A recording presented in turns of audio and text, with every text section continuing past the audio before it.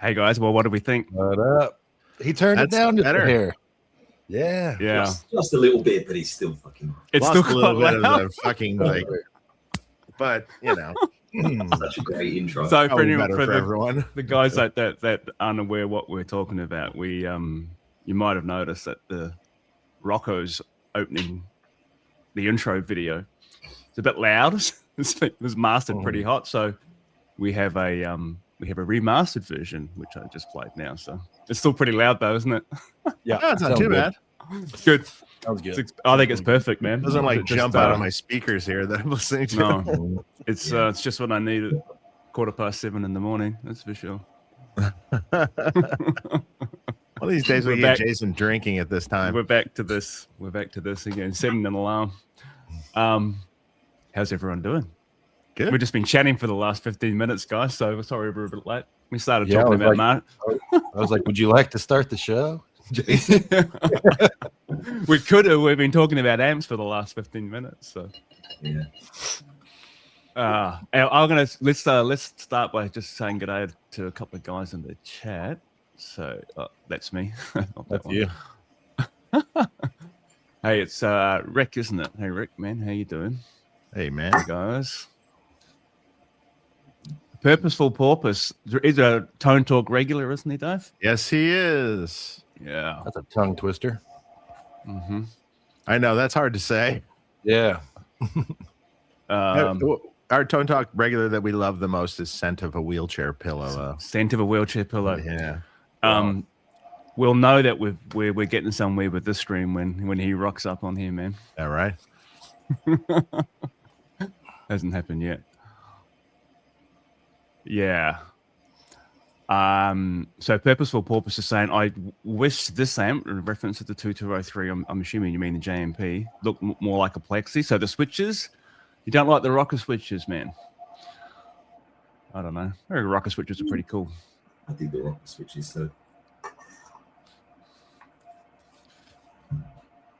The 2204 is the amp panel I've been waiting for. I think we'll talk about the 2204 today.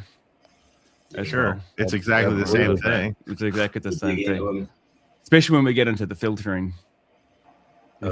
Discussion. Yeah, I think that's a reference to you, isn't it, Dave? Because Tracy you've been helping him out. He's driving and watching the show. Tracy's driving. He might have stopped. I don't know, but he's driving to go to tour. Yes. He's on his way. He's on his way to your part of your neck of the woods, Shay. Well, he's going to Denver to meet the bus or the bandwagon thing. So he's driving today. He left it. Well, he said he was going to leave at 6 a.m. Did you actually leave at 6 a.m.? Maybe. We'll find out. Driving cross country. No, he's only driving to Denver, and then he's getting on the bandwagon, and someone else is driving. Okay.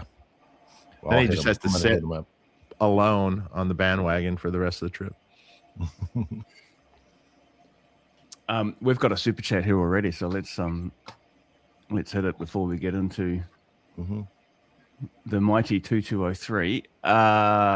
Okay. Alex Crook 5150. Hey man.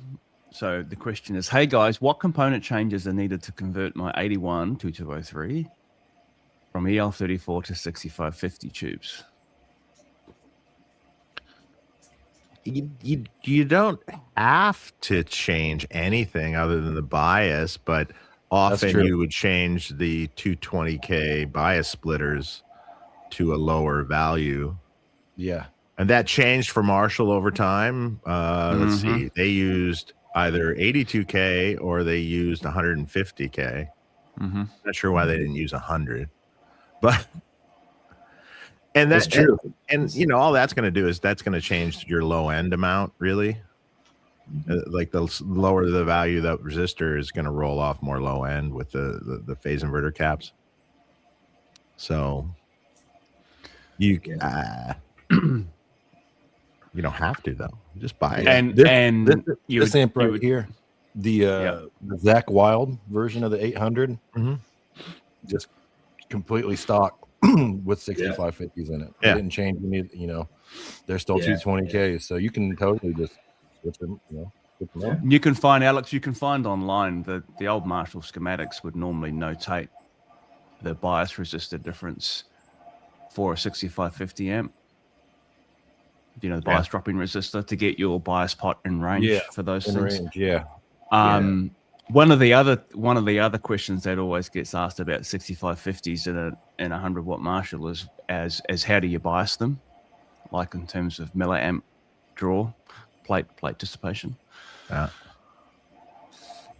Well, that depends on the plate voltage in the specific amp, really. So it roughly.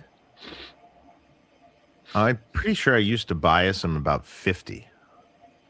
Yeah.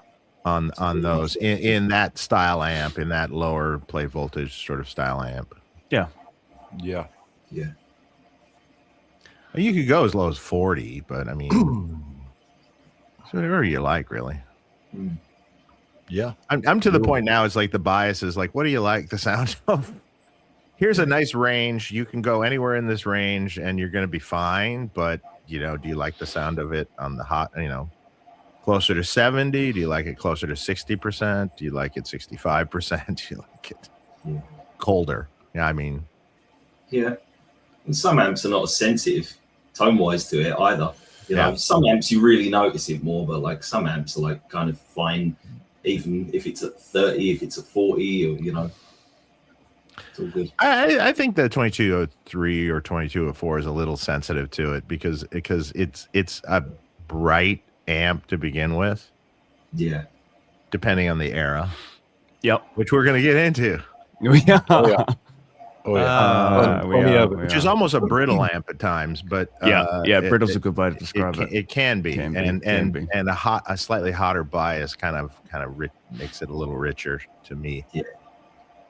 Man, I will say this too. Jason sent me this shortly after we had our last stream. We were talking about Steve Grindrod, the guy who designed these amps. Mm-hmm. He died. He passed away 2 days before we did that last show. That's right. Yeah, I read about that. He did. Yeah. Rest in peace, man. Yeah, man. Yeah. Thanks for that was some great killer design. Yeah. Yeah. Yeah. That's right. 2203 and the 2204 have sort of a storied thing. When they first came out, so what year that would have been? 76, I guess, is when 76-ish, 77. 76, I believe. Technically, I think 76, but I'm not sure if 2203 came out in 76. I have a 76 2203. Yeah. Okay. Yep. I do have one. Cool. It's a little questionable, the timelines with Marshall always is because it's like, it's around that year. Yeah. Because they were still transitioning. But when that first came out, this is a lot of people hated them. Really? They didn't like them at all. Everyone was coming from their, JMPs and their four input amps and they're like, what is this? It doesn't even sound right. It sounds weak. And well, man, look, it's funny you say that. I can imagine if you'd only ever known a 4-input non-master volume amp, you'd go, what is this? What's this garbage? What is it? I mean, I remember I might have told the story. I can't remember it. So Joel from Airborne been here a couple of times, right? I remember when the first time that I started doing some work for those guys, they came around with 13 vintage Marshall heads, all stacked in the back of his car, and we were going through them one by one. And I was making notes about every single one of them, and there was a mixture of 4-hole super leads and 2203s, all 70s era. And I said to him, "Oh, how do you dial these in?" And I was pointing to the 2203.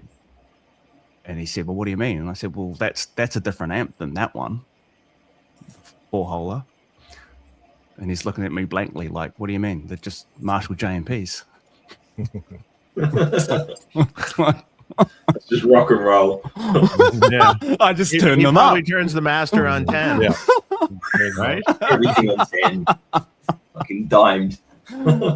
So I can understand how back then, people were like, "Well, what the fuck is this?" You're just like, and you wouldn't necessarily know how to dial it in. Yeah. Absolutely. So I'm curious, before we actually dive into this, can you guys remember the first time you ever actually played through a 2203? Oh, yeah. Yeah. I can. And how was the Yeah. experience? The first one I ever played was modded. Yeah. So and it was modeled by Kevin Silva, Uncle Albert's. And it was a horizontal version, and it had just like an extra 10K gain stage. So it was down the line, but loved that amp. Then went back and played, got the chance to play some other 800s and was just like, oh, these are good, but I prefer it with a little bit more gain, Yeah, sure. I can remember. So, Dan, I had my first tube amp, and I said this when we had the stream, was the Pro Tube, the Laney Pro Tube, the 6 knob. So that was a 2204, I guess. I had that too. Yeah. And that was my first experience of playing, a tube amp into a 4x12, and it was fucking awesome. I was like, wow, this is incredible. But I didn't know enough about how to set everything up to get like clean tones and all that as well. Like, I was just still learning how to you can roll your volume down and all that stuff. All the things that I know now, I didn't know back then, so I was like, this is one sound, but I want other sounds. So what do I do? And then I start looking at channel switching, and I should have just stayed. I ended up with an ADA MP1, of course, right back then. Yeah. So, which I ran into I think the effects return of that head, but yeah, man.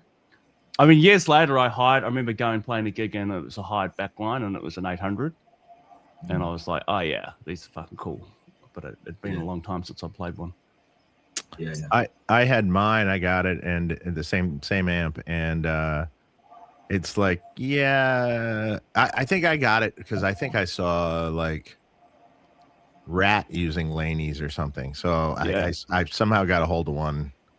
And then I'm like, I didn't know anything at the time, and just that, you want your Guitar Hero guys that, you want their sound, it's like, I'm like, this doesn't sound like that. No, that's right. So then I had it modified by Bruce Egnator, and then it still didn't sound good. so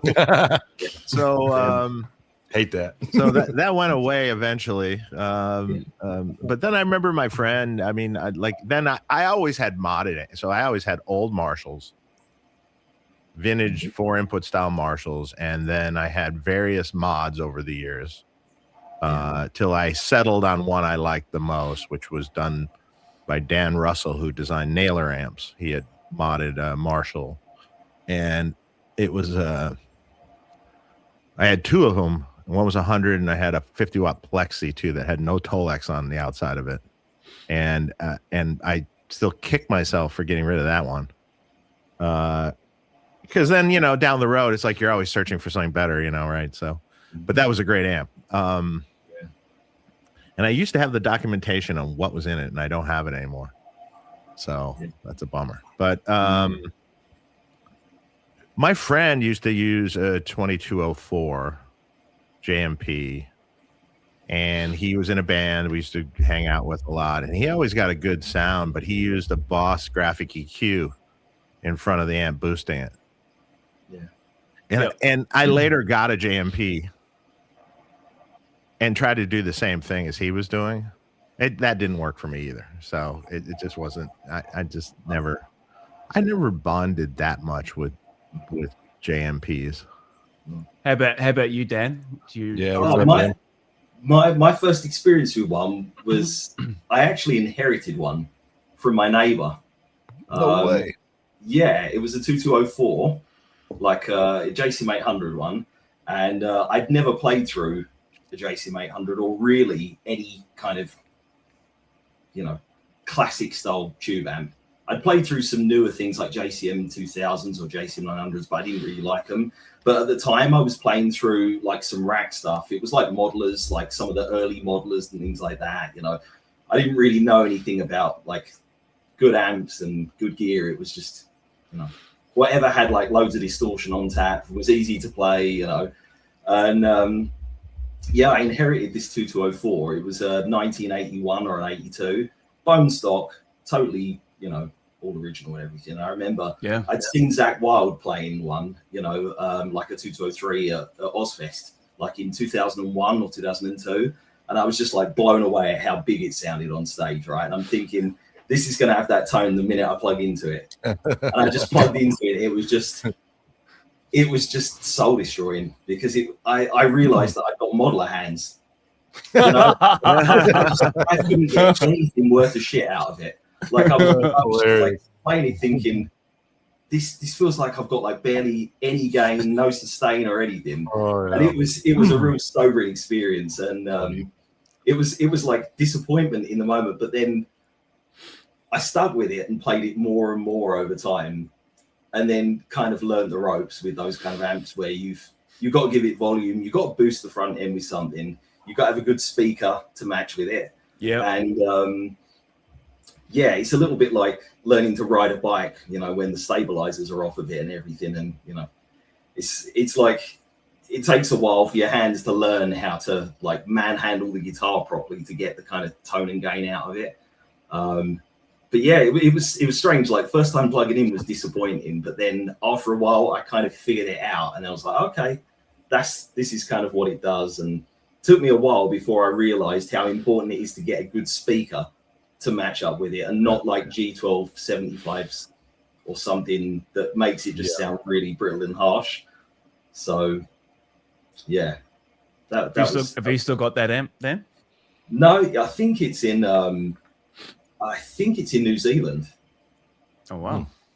Yeah, I'm pretty sure the guy, it was actually the amp that I ended up kind of cutting my teeth on amp mods. And it was the one that I developed the Cali mod with Mike 14 all those years ago, like probably 08 or 09. I did that amp. Wow. Yeah, it's, you know, it ended up being really killer, you know, down the line. But there was a period of time where I fucking hated that thing, and I was, you know, tinkering with it and doing stuff with it. I blew it up so many times I can't even count. You know? Probably don't want it anymore. Yeah, at the time, you know, I felt like that. But then it's weird. Once I then kind of figured everything out with mods, then I was like, holy shit, this thing's killer. I think I only sold it just because at the time I needed some kind of money to start up and get into business doing this stuff, so I could like get some good, you know, tech equipment and all the rest of it. So, you know, but yeah, I'm pretty sure I think it's in New Zealand, if it's still there. You know, if the original guy bought it, still got it, but I'm pretty sure he does. So yeah, if he's from New Zealand, I probably know him. The country's so small. Yeah, I think it is. Yeah, it's funny. Sure. Yeah, well, you know what? If he's a guitar player, there's some chance that might be true. But yeah, there's some easy identifying factors with it, even if it's missing all the obvious stuff, you know. So there's some things I remember about that so that's the amp, man. That's the amp that you got into modding with, basically. That's the one, right? That's the one. That was the start of everything. Awesome. Yeah. There you go. Well, whoever owns that. Mine went to Cuba or something. My first one went to Cuba, I believe. Wow. Cuba? Yeah. I've never sent anything to Cuba. That's How about that? How did they?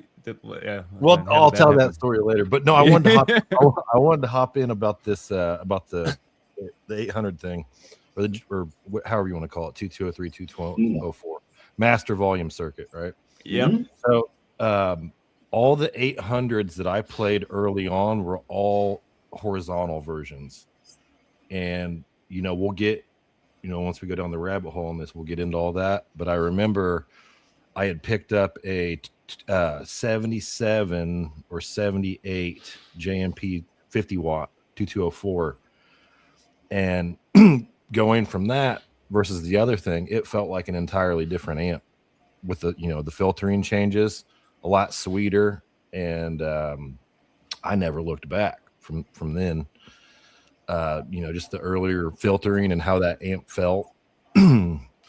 So yeah, we'll go down that rabbit hole. There's tons of talk. There's tons of talk about with the filtering and all that. Yeah. Well, there's yeah, we've got some Marshall followers in the chat here, so that's cool, those, man. I'm really stoked to get some proper history on the JMP and the 800. Yeah. It's going to be good. We've got another super chat here, guys, which I'm gonna hit, and then see what else is in the chat here. But then I've got a little segment I want to introduce before we actually get into the JMP, but we'll get to that in a second. So, it's a super chat here. So thanks, man. It says, "Hi all, thanks for the show, Dan. I'm about to buy the Wizard Modern Classic with the Texan Tolex you recently serviced. I'd love to hear your impressions about it." Oh, mate, it's like absolutely raw, totally in your face amp. I mean, it's an unapologetic. Loud. Yeah, it's really crazy loud. It's also it's one of those amps that could peel paint off the walls. You know, I mean, it's just super aggressive and really wide open. It's one of those things you can't hide behind it. You know, like there's certain amps you can get away with murder. That thing you've really got to be on your A game. But that's a good thing. I always think that like an honest amp is a good thing. It builds you as a player. Build your right hand for sure. Yeah, great. Is great that the original Modern Classic kind of had the simple clean channel on it? Yeah, it's the first style, isn't it? On the just the first style, right? Because the MC2 has its own clean channel, has its own tone stack, doesn't it? Sure. Oh, that's it. No. Yeah, this is just the original. It's like a simple. It's kind of like the MC1 is kind of like a Jubilee on steroids. Yeah. Essentially, I mean that's kind of what it's based on. I mean, you can see with the circuit, it's got a lot in common with it, but then it goes a few steps further with more preamp tubes for more gain stages and stuff like that. I think tone stack's different, right? Yeah, tone stack's different. You know, good sounding amp. Yeah. Oh yeah, man, those are fucking cool. It's a proper rock amp. I mean, you know, like a hard rock amp. So this is answering your earlier question, Dave. So Tracy, it stopped. Yeah, he said he left at 7:30 and wasn't texting. Left at 7:30. Just in case the insurance agent was watching the show. You're going to get a visitor too, Jay. You guys need to post a video or a picture or something when you guys meet up. Yeah, man, I haven't even talked to him. I need to send him a message and see when. I think he's going to be around here on Wednesday. I don't know, but my door's open, so I better hit him up tomorrow and see what's going on. Got plenty of amps to play. Yeah. Well, that'd be fun, man. You get some footage of Tracy playing some of your amps in your amp room. That'd be fucking cool. Yeah. All right. Okay, so guys, we're gonna do. I had an idea during the week of a segment that we could do and should do on the show, which is kind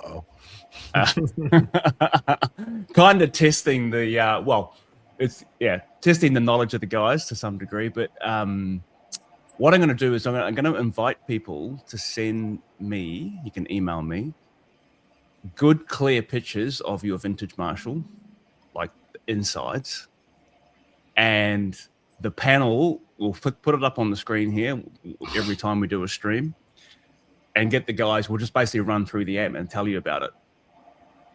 Is it stock? What mods can we see? Is there anything wrong with it? That kind of stuff, right? Because we all know, right? The four of us on the stream will know that we often will get customers coming in with their vintage Marshall who tell you that it's stock. Oh yeah, this thing's stock. I've had it for 5 years or 10 years or whatever, and it's never been touched. And then you get that thing on the bench, and you're like, wow, this is not. And then Dave came up with the word. You just what was that one? Stock-ish. Oh, stock-ish. Yeah, stock-ish, right? So we'll stock-ish. we'll offer that public service, and I think it'll be fun too. So I'm going to kick this off with an amp that I've actually got here at the moment. A customer has brought in. It's a 72. Boy. Nice. These guys haven't seen this amp. So we'll start with this guy here, and I'll put it up. Okay. Dang, look at that. Starting off good. Yeah. What do we see, guys? Massively large screen filter caps. Yeah. I'm not sure if they're the right value or not, but they're huge. Mm-hmm. Like motorcycle I'm not grip. even sure if they're original. It's like AC fucking filter caps from AC air conditioner. They're bigger than the Transformers. They're huge. Yeah. Cool. So those can caps, they're branded RS, Mm-hmm. right? RS, okay. They're a dual can cap, but and I'm trying to remember the exact values here, but they're bridged in parallel, but they're different values, right? It's not like a 50 plus a 50. Okay, it's an 82 plus a something, right? But they bridged together. They're 150 microfarad. So it's 200. It's two 150s in series. Okay, it's not that far off. Yeah. It's probably a little bit stiff though, right? Yeah. So okay. So that's our starting point. Those are for an old air conditioner or something like that. God knows.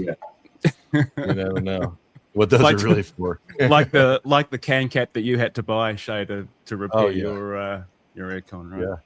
You know, I had to work on once. I remember I had to work on a one of those amps that Rivera or Lee Jackson had gotten into, and replaced the mains filter caps with the massively round, huge, like baseball bat size filter caps that were like, I forgot what value they were, but I was just like 470 microfarad each stage or something, or 600 or something each stage or something like that. And they're so big. I'm like, and the hole they drilled, made the hole in the chassis that big. Oh shit! And I'm like, how am I gonna replace these filter caps? So I gutted the inside of the cap and left the can there, and then glued in a regular filter cap inside the big can. Holy shit! And I'm like going, all right, that'll work. Yeah. But if you ever have to change those, it's gonna suck. But seems to have been a trend at that time. Like, because I've seen some custom audio electronics modded amps, like some John Sir ones that he did it. Did you ever work on Doug's JMP, Doug Aldridge? Not that particular one, no.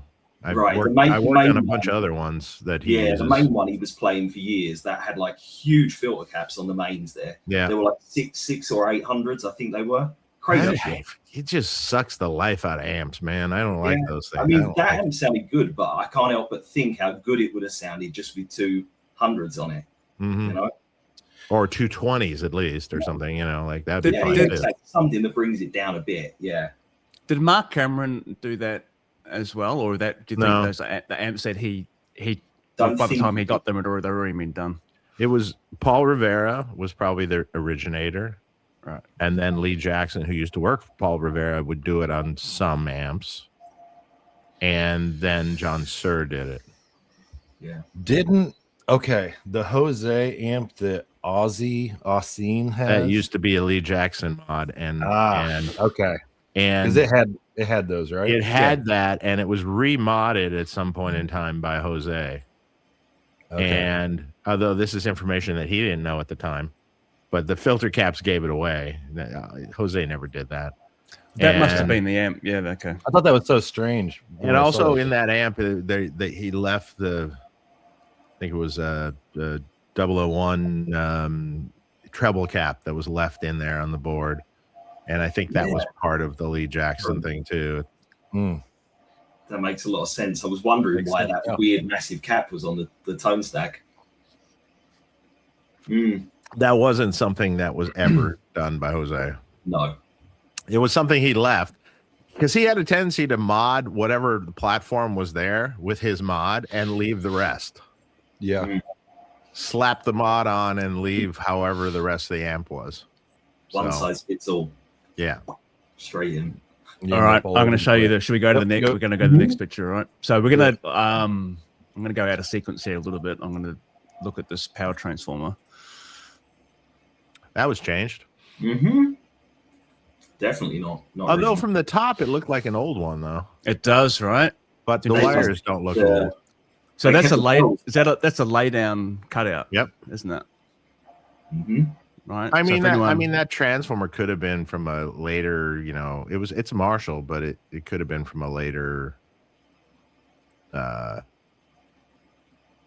Yeah, it looks right. So it looks like it's just from a later JMP, probably. yeah, like a late 70s, Maybe Look, quite a look or fresh. mid 70s even. mid. Yeah. Do you reckon it was rewound? Maybe.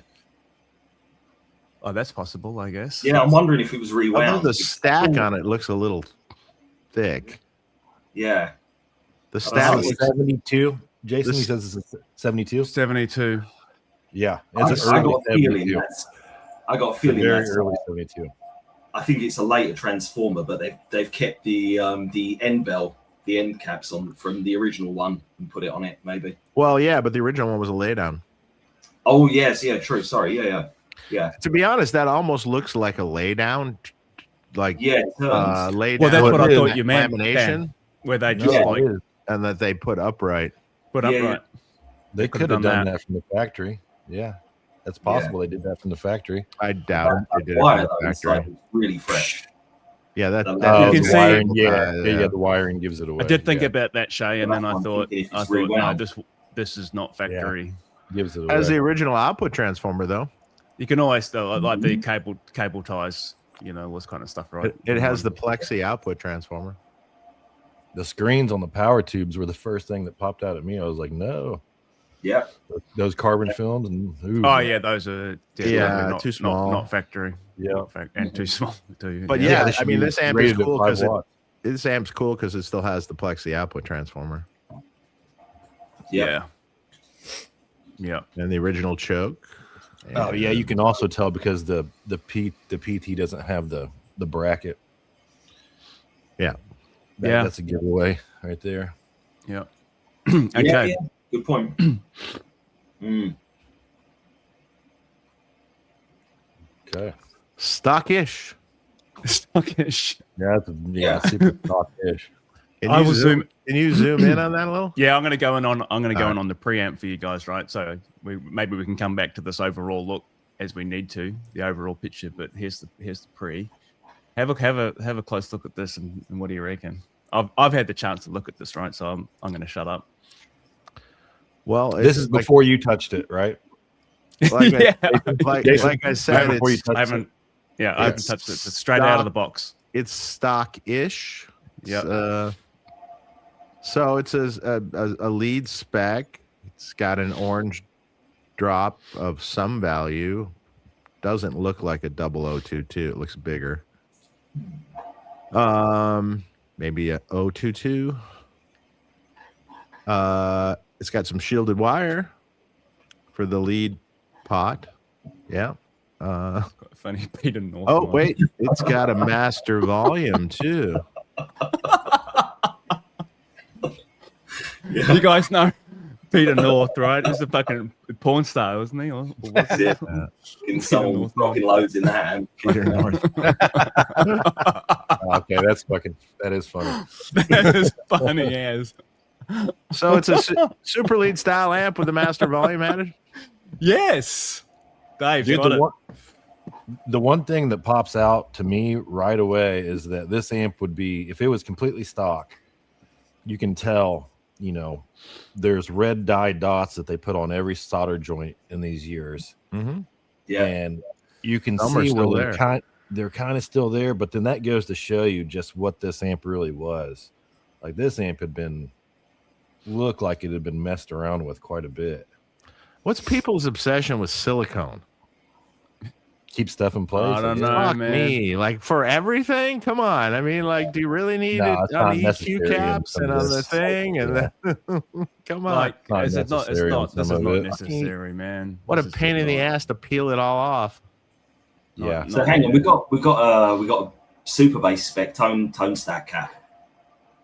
Well, we Mm. got- That's it, Hold Dan. on. Yep, you're right. Oh, So there's yeah. yep. There's Yeah, more, you there's can more See too. that? We got Yeah. Eagle Eyed Dan over Yeah, here. but it's You a see- 33K slope resistor. 250. So you can see 250 here. That also wouldn't have had those square silver micas in 72, would it? It would have had ceramics. Dog Yeah, bone, probably. wouldn't it? Yeah, dog Yeah, bone. Well, yeah, yeah, dog maybe. bone, probably. Yeah, it would Like- have been There's one in the like- PI. Like the PI fizz here. Probably like Lemco's or something. Lemco dog bones. But I'm wondering if you see the 0.68 cathode cap at the beginning, is that turret that's there? Is that actually a stock turret that's going from the board to the pin? Was this originally a super base? No, I think that's stock. It's definitely Scott Super Lead. Oh, does the back panel say super lead? I can go and check. Do you want me to I'm check curious it? now. I'm just curious because the other thing is they've changed the phase inverter. Give me 1 sec. Yeah, I'm curious because if got the amp there. But then again, if that tone stack cap isn't stock anyway, and it's a super base value, then kind of doesn't really matter at this point. But that 33K resistor would have been original, and that's that does look original. And that's lead. It says super lead. Yeah, super lead. Okay, that rules that out. Super lead. So just the cap's been changed by someone at some point. They've stuck that and the other big square silver mica in there. So Jason, are you going to find mustards to put in here? The owner of this amp is sourcing new old stock mustards, and he's going to give them to me to put in there. You're going to take the master out, I assume, and he wants it bone. He wants it factory. On stuff. Yeah, he wants it stock, not stockish. Man, you can see you know who's got a lot of those mustards? Me. Same. You do. I've got tons of them, dude. Don't hit me up. A whole thing of mustards. I'm hoarding them. Yeah. For special occasions, now we know who to talk to. Exactly. I made a mental note of that. Don't you worry. Yeah. 200 picofarad bright cap on here. I saw that. All right. Okay. Yeah, 200. And you can see, as Dave's already pointed out, off the treble wiper here, the normal channel is now a pre-phase inverter master volume. Yeah. Mm-hmm. Right. And then obviously off the wiper of that master volume, we're into the input of the PI. The output, the coupling cap for the normal channel, I don't believe it's not connected to anything. No, it doesn't look like it. Right. See, it would have come with the wire, would have come with the green wire or whatever it was, would have come up here. Yeah, just floating in space. It's just floating in space, not connected. I kind of wonder why they did the pots in that order, because you didn't need that big 2 pieces of shielded wire there to do that. If you'd just done that on the first pot, the gain where the gain there, essentially. Yeah, and it would be where the treble, but it would make total sense. It would be like first generation 2203. Yeah, exactly. You do it that way, and then you don't have to use like pieces of shielded wire in it. That's a pretty good segue into the next topic, isn't it? Yeah, that's it. Also, I mean, this is, I don't know, it's kind of the circuit's kind of a mashup because, usually it looks like a 1K. The third cathode, is that a 1K? Yeah. So, that might have been an original value for that amp.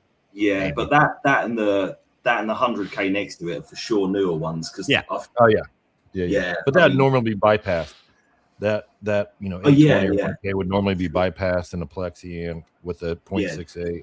Which is what we're going to do. So he's 72, right? He's got an old mustard that he wants me to put as a bypass cap on there. It's like another one of these. Those are the expensive ones too. Those are the hard ones to get, the 0.68s. Yeah. Those are definitely like the most valuable ones. How many of those in your stash, man? I got a few. Well, but for something like this, if you want to do like a real restoration mod, some of the legs need to be longer. Yeah, I don't know. They're going for like you can sell those for about £100 a cap. Yeah, really? No way. About £100 a cap. Yeah. No way. Oh, they were shit. Last time I looked years ago, they were like $60, $70 US. Yeah, that's by far the most expensive cap you'll find in an amp anywhere. Fuck off, man. That is like so for a cathode bypass cap. Yeah, exactly. So that's the unnecessary. least important cap in the amp for tone, right? But let's face it, This is more about like just Yeah, just if you're doing a restoration project, though, it wants to feel good about the amp. It's cool, right? Yeah. So, yeah. Are all these orange drops 0.02s, Jason? I can't remember. I think this Okay. this couple of hairs is smaller than these guys. You can see Yeah, it. they look those, like it. I haven't really because this was more like, okay, what do I need to change? I mean, it was more about like when he was here and we dropped the amp off. He had a few. The what was the treble, or maybe that's the input. Yeah, the treble input that has been changed also. It's not an original jack. Yeah. Oh yeah, this one. Yep. Yep. You're right. Not sure below. I can't really see it below, yeah. but Yeah, I spotted that. Yeah. I got a lot of original jacks. Yeah, I do too. So the last picture is this. Oh switch wait, on- what the fuck is that? Mm-hmm. Something. So we're talking about the switch for the guys on the stream listening on the stream. Round. This switch on the rear here is obviously Is this a not. negative feedback switch? Oh, it looks like part of it's going to ground. I can't see Maybe. where it's going. Yeah, it looks like there's one. It's going to the power tube cathode ground. Exactly.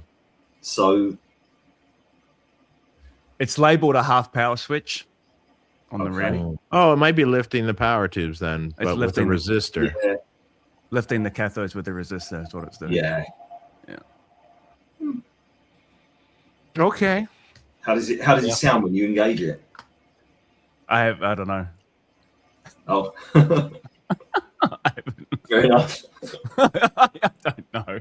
All I know is that I turned this amp on. Like it's been sitting on the bench here waiting for the parts Yeah. that he's sourcing, which is cool, right? I'll just put it to the side. He's sourcing, so we had a look at it and I said, this is the stuff you should, if you want to get new old stock stuff, this is the stuff that's worth getting or not worth getting. It's up to you, man. Your money, whatever you want to do. And so he wants to get all the parts. So it's taken a little while to put together. So I did turn the amp on when he was here, so we could just do an initial diagnosis and kind of realize, figured out pretty quickly that obviously it had like a treble volume and then a pre-phase inverter master. Yeah. But the amp's got wicked hum, at 100 hertz. Or would be 120 if it was in the US. Well, you need to put new filter caps in the whole fucking thing. Yeah. And Yeah, then update chances those are screens. it's an old Marshall. Chances are you should pull the pots and rough up the chassis below and then, put the pots back against the. It definitely sounds like a there's some grounding. lock washers in there and then tighten those pots down nice and tight because a lot of times the hum is there. Exactly. That Sounds like a happens. grounding. It's immediately I was like, I mean, you could ground it properly, or you could fucking leave it like the original. It'll be fine. If you want to restore it original, then just do it that way. But it'll be fine. Yeah. So it sounds like if you look at the circuit, you can imagine what it sounds like. It sounds like that. Poop. sounds like a low gain. Sounds like a low gain plexi until you crank the master up. Yeah. Surprise. Once you stick an iron in this thing, you'll be smelling it for a week in your head. That's a good smell. Yeah, it's all that old dirt and gunk and rosin Oh and my God. freaking stuff. I love that. all the nicotine from the ladies sitting there, chain smoking, 100 While they're making it, yeah. Hey, that's while they're right making there. it. Soda fumes were the least of the dangers in those rooms. Jesus. Yeah, man. So this is it, Peter. So we're going to move on from this segment. But Roast my amp. if anyone, if anyone wants to send me pictures of their amp, they have to be nice, clear, high resolution pictures, just like this. And I don't want 20 pictures, like 3 or 4 tops, right? I get that all the time. Throw I it asked up. someone to send me a picture, and now I started having to say, just send me one of the whole amp. But make it very clear so I can zoom in on it. Yeah. It's a crapshoot if I get that, but How it is, man. You get 20 pictures and none of them. because if it's grainy and you zoom in, you can't see anything anyway. So it's like, yeah. Somebody's gonna send some pics, and I said this. Somebody's gonna send some pics in, and we're gonna roast the shit out of an amp, and it's gonna be one of our buddies. Oh shit, we didn't mean that. Oh, this is like this. I don't really, we don't need to tear down mods. No. This is more like vintage Marshalls that, because I mean, people are curious, right? I mean, I don't know. I'm sure it's the same with you guys. A lot of you are customers that own, these vintage amps, and they think they're stock. Oh yeah, this is factory, and I want to keep it that way. And then they find out what it really is, and they're like, "What? Yep. I thought it was factory." Yeah, that's kind of why now, like, I prefer to source my own amps for my customers, like, rather than letting them send in any old junker. Yeah. Maybe that's the rating. You get the junker that's been a lot of stuff changed on the board, and then you have to look under the board, and that's when problems start. Yeah. Then you're like, all the traces are peeling off the board. That's it. You start feeling like that guy on YouTube, the benzos guy, Oh, yes. You need the benzos.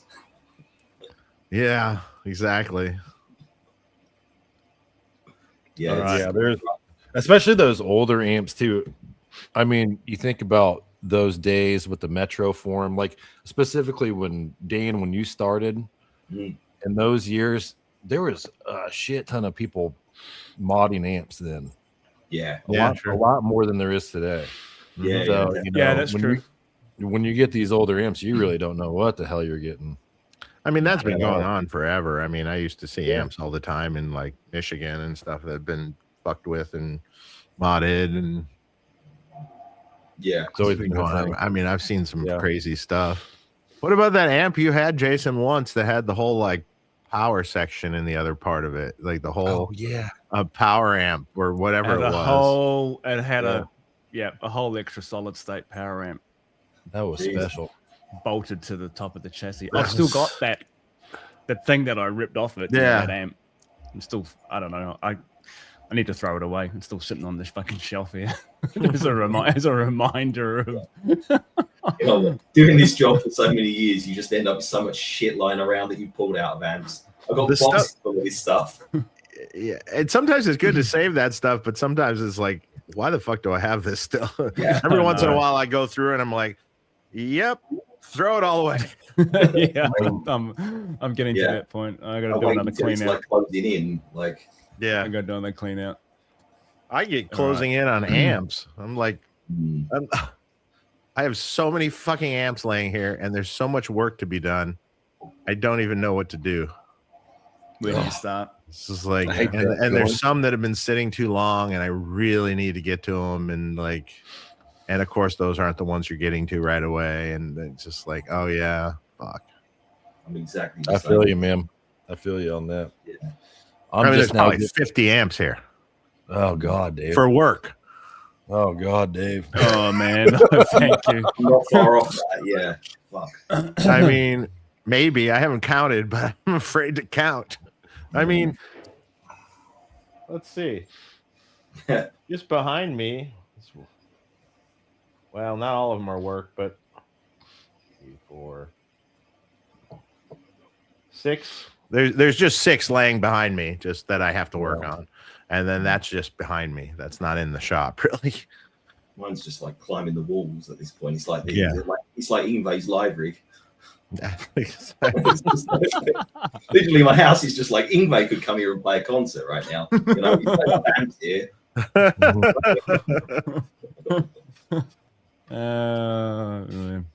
But I mean, but is your house fit for a Viking? Oh, I don't know. I'm not so sure about that.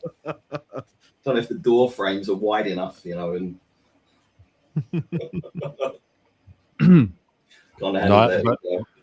what I was gonna say is I understand, because like if you got amps that need service, you can't turn them away. It's an amp that you've done, you can't just turn them away. So you gotta say, bring it in. I'll get to it. Yeah.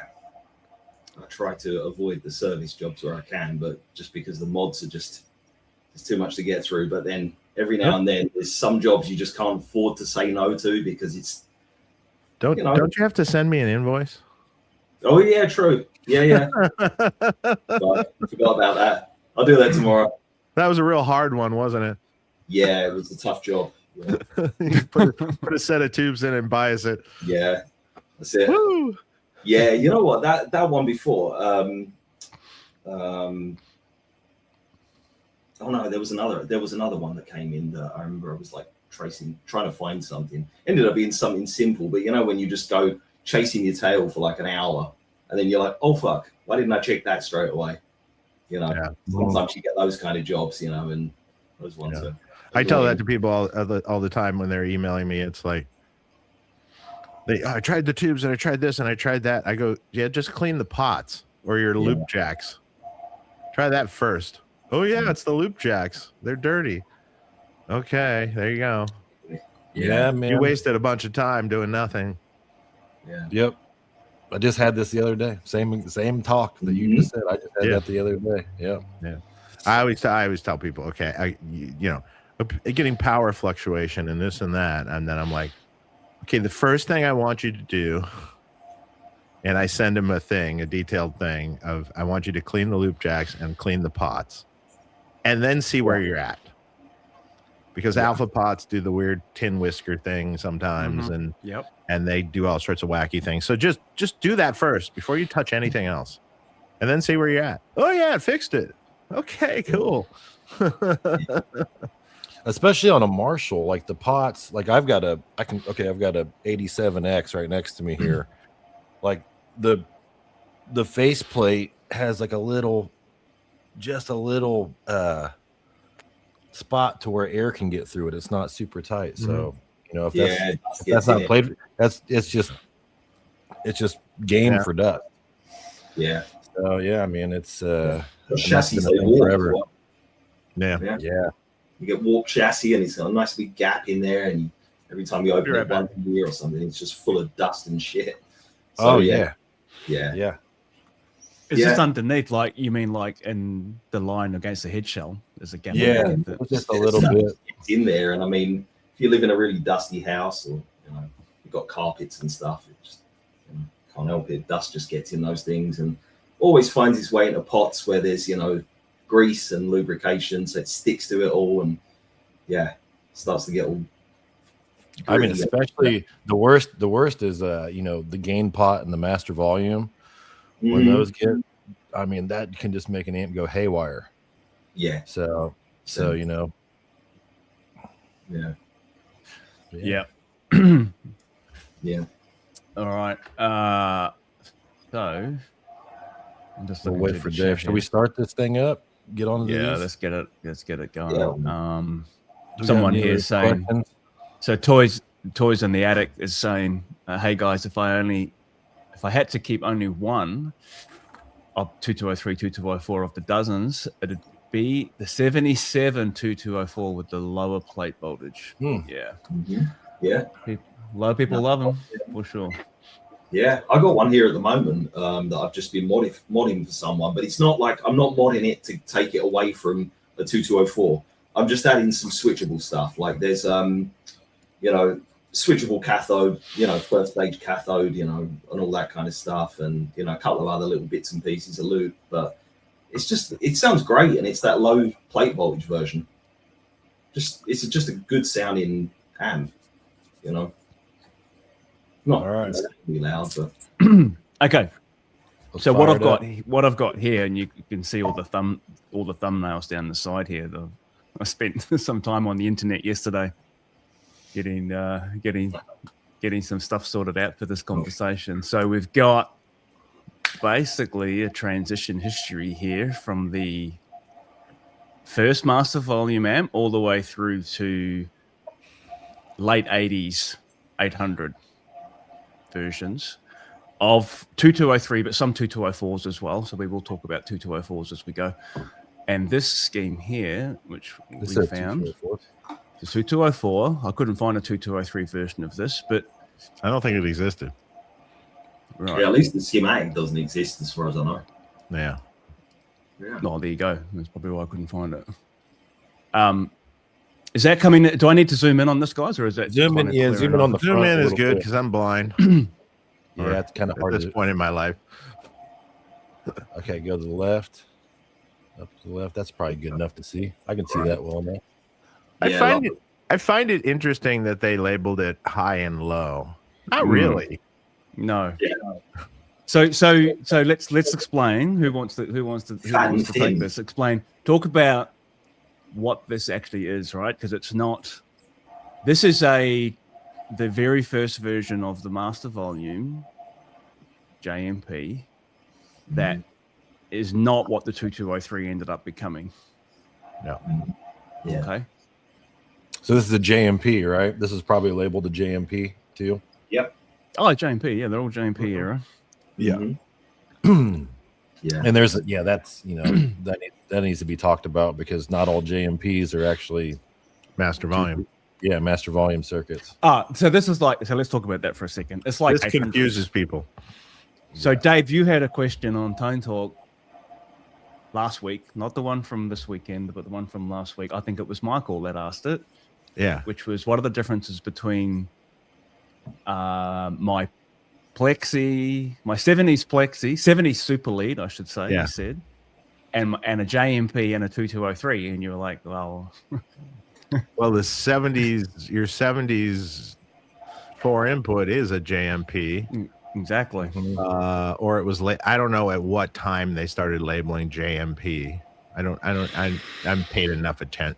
I mean, there were JTM and then there was JMP, and they were labeled pretty early, I think. Yeah, JMP was never like a model number though. You know? I've got a 69 50 watt that's got JMP on the front. There you go. So it was early. So probably like at that point, that transition out of the Plexi era. Michael was confused. I actually he was at my shop later and I explained it all to him. He goes, oh, okay. But it is one of the things that you see a lot. I mean, I'm sure we all get that, which is, someone either emails you or rings you. And what do you mean by JMP? I said, I've got a JMP. And I'm like, well, which one? And they're like, what do you mean? It's a bit like my conversation. No, what I was saying about the airborne guys. Like, oh, they're all JMPs. But yeah, okay. Yeah, it's just a signifying an era of exactly. Amp. That's all it is. Exactly. Because every amp they made was a JMP, pretty much. Okay. Not everyone, but pretty much. Most of them had that label on there. So what folks probably know is that when the master volume JMP arrived, 2203 to 2204, it was the beginning of the cascaded gain stage. But the very first issues of these master volume amps were not cascaded gain stage, which is what the schematic is representing. Okay, so it went to a two input amp, right? No longer 4 input, a high and a low, as Dave said. But if you look at people look at what's going on with the schematic, you can see that each of these input jacks here lead to either side of V1, the grid inputs, right? V1A and V1B. So these first gain stages are still in parallel, like they were in the Plexi, right? Yeah. Or super lead, whatever you want to call it, super bass. Yeah. Okay. So this is really, I mean, at a very high level, what this is, of course, is just a pre-phase inverter master. Yeah, like the blend. Yeah, and then they're going to blend. They blend the two channels with the 100K resistors. Yeah, it's like the mixer. Right. Yeah. And they used input grid resistors, though they use 68K, so that's where that started. When in reality, the high sensitivity of a four input would be 33K. Yeah, it's exactly. It actually would probably sound better with the 33K. It would, man, because that makes a big difference there for sure. It up. That 330K is wild there. Yeah, it's wild there. Yeah, it's 70 some volts, 74 volts. Yeah, insane, isn't it? So I've never had one of these. So we did have a single kind of gain, right? So it had a single gain pot for both channels now. So that obviously was preserved in the let's call it the real 2203. 500 picofarad bright cap. No. 0.00005. 5,000. Yeah. Oh, sorry, 5,000. Yeah. So it's the Plexi. The Plexi value. 330K. Okay, so what do we think? There's normally 100K, right, guys? So why would they put a 330 here? More gain. just store it differently. Yeah, but also they've lost the bypass cap on the 820 cathode here. So, so I have. this is like a precursor. This is you can see the transition that they did into the master volume circuit because they kept that bypass off. Yeah. But the 330K is definitely something. Wasn't nothing you'd see hardly any time back then. Yeah, I mean, at 74 volts at that point, I mean, surely if you turn that 1 meg gain pot, volume pot, gain pot, whatever you want to call it, surely there's a bit of scratch on that. There's got to be some. That's got to be unstable. Yeah, the grid's got to be conducting at that point with a 330K and an 820 cathode. You know, I mean, that's you do that on the front end of that, and you'd have a scratchy pot. You'd have voltage coming back up on the grid. Well, not with old tubes. Yeah, but I mean, I feel like if you get it like down to 74 volts, though, I mean, that's really high. And old tubes don't do that. They don't bleed out the input grid. It's interesting. Yeah. I've found that they don't. But actually, that is a 500 picofarad bright cap. Yeah. It is. Sorry, because then it's on there too. I was waiting for that, but yeah. Interesting choice though for the 330K plate, and that voltage is. This just couldn't have been super stable, and probably why it didn't last. No, it worked fine, but it just didn't. It was kind of dead. It just didn't have much gain, and it was kind of shitty. It must have sounded pretty skinny. Yeah, you know, and I mean they were trying desperately to get some gain back because of the starved kind of front end with that 330K, which is again that's going to like exacerbate the top end. It's going to make the top end even more pissed off, you know, and there's no bypass cap on the cathode. So I mean, that would have probably helped a little bit if they'd have bypassed that 820, you know, with like a decently fat cap. But no, they didn't. Interesting for sure. No, yeah, this looks like it was kind of like they were dabbling a little bit with the idea and thought, fuck it, let's try and test the waters, and then went through with it, but obviously, as we know, it shifted into a different direction shortly after. I think the reaction from the market was like, "Where's all my gain?" Because as soon as you not going to drive like a and this had 6550s. According to the schematic. It's going to be toppy. Yeah, stop right there. Tone stack. Looks normal. Pretty normal. Yeah, 5K 0.1 presence. All kind of out of the ordinary there. Power amps all normal. Where's the feedback? 100K. 100K on which is it on the 4 or the 8? Slide over more. There we go. On the 4. On the 4. Yeah, okay, that's going to be. You see, they've got the stock, stock JMP kind of later master volume JMP-ish power amp. There's 4K7s in parallel with the 5K. Mm-hmm. Yeah, that's the early that not really in parallel, but well, for AC it is, but yeah. But that's pretty normal for that era amp, late 70s, because that's what they were doing in the four JMPs. That's just the JCM 800 style presence spot there. Yeah.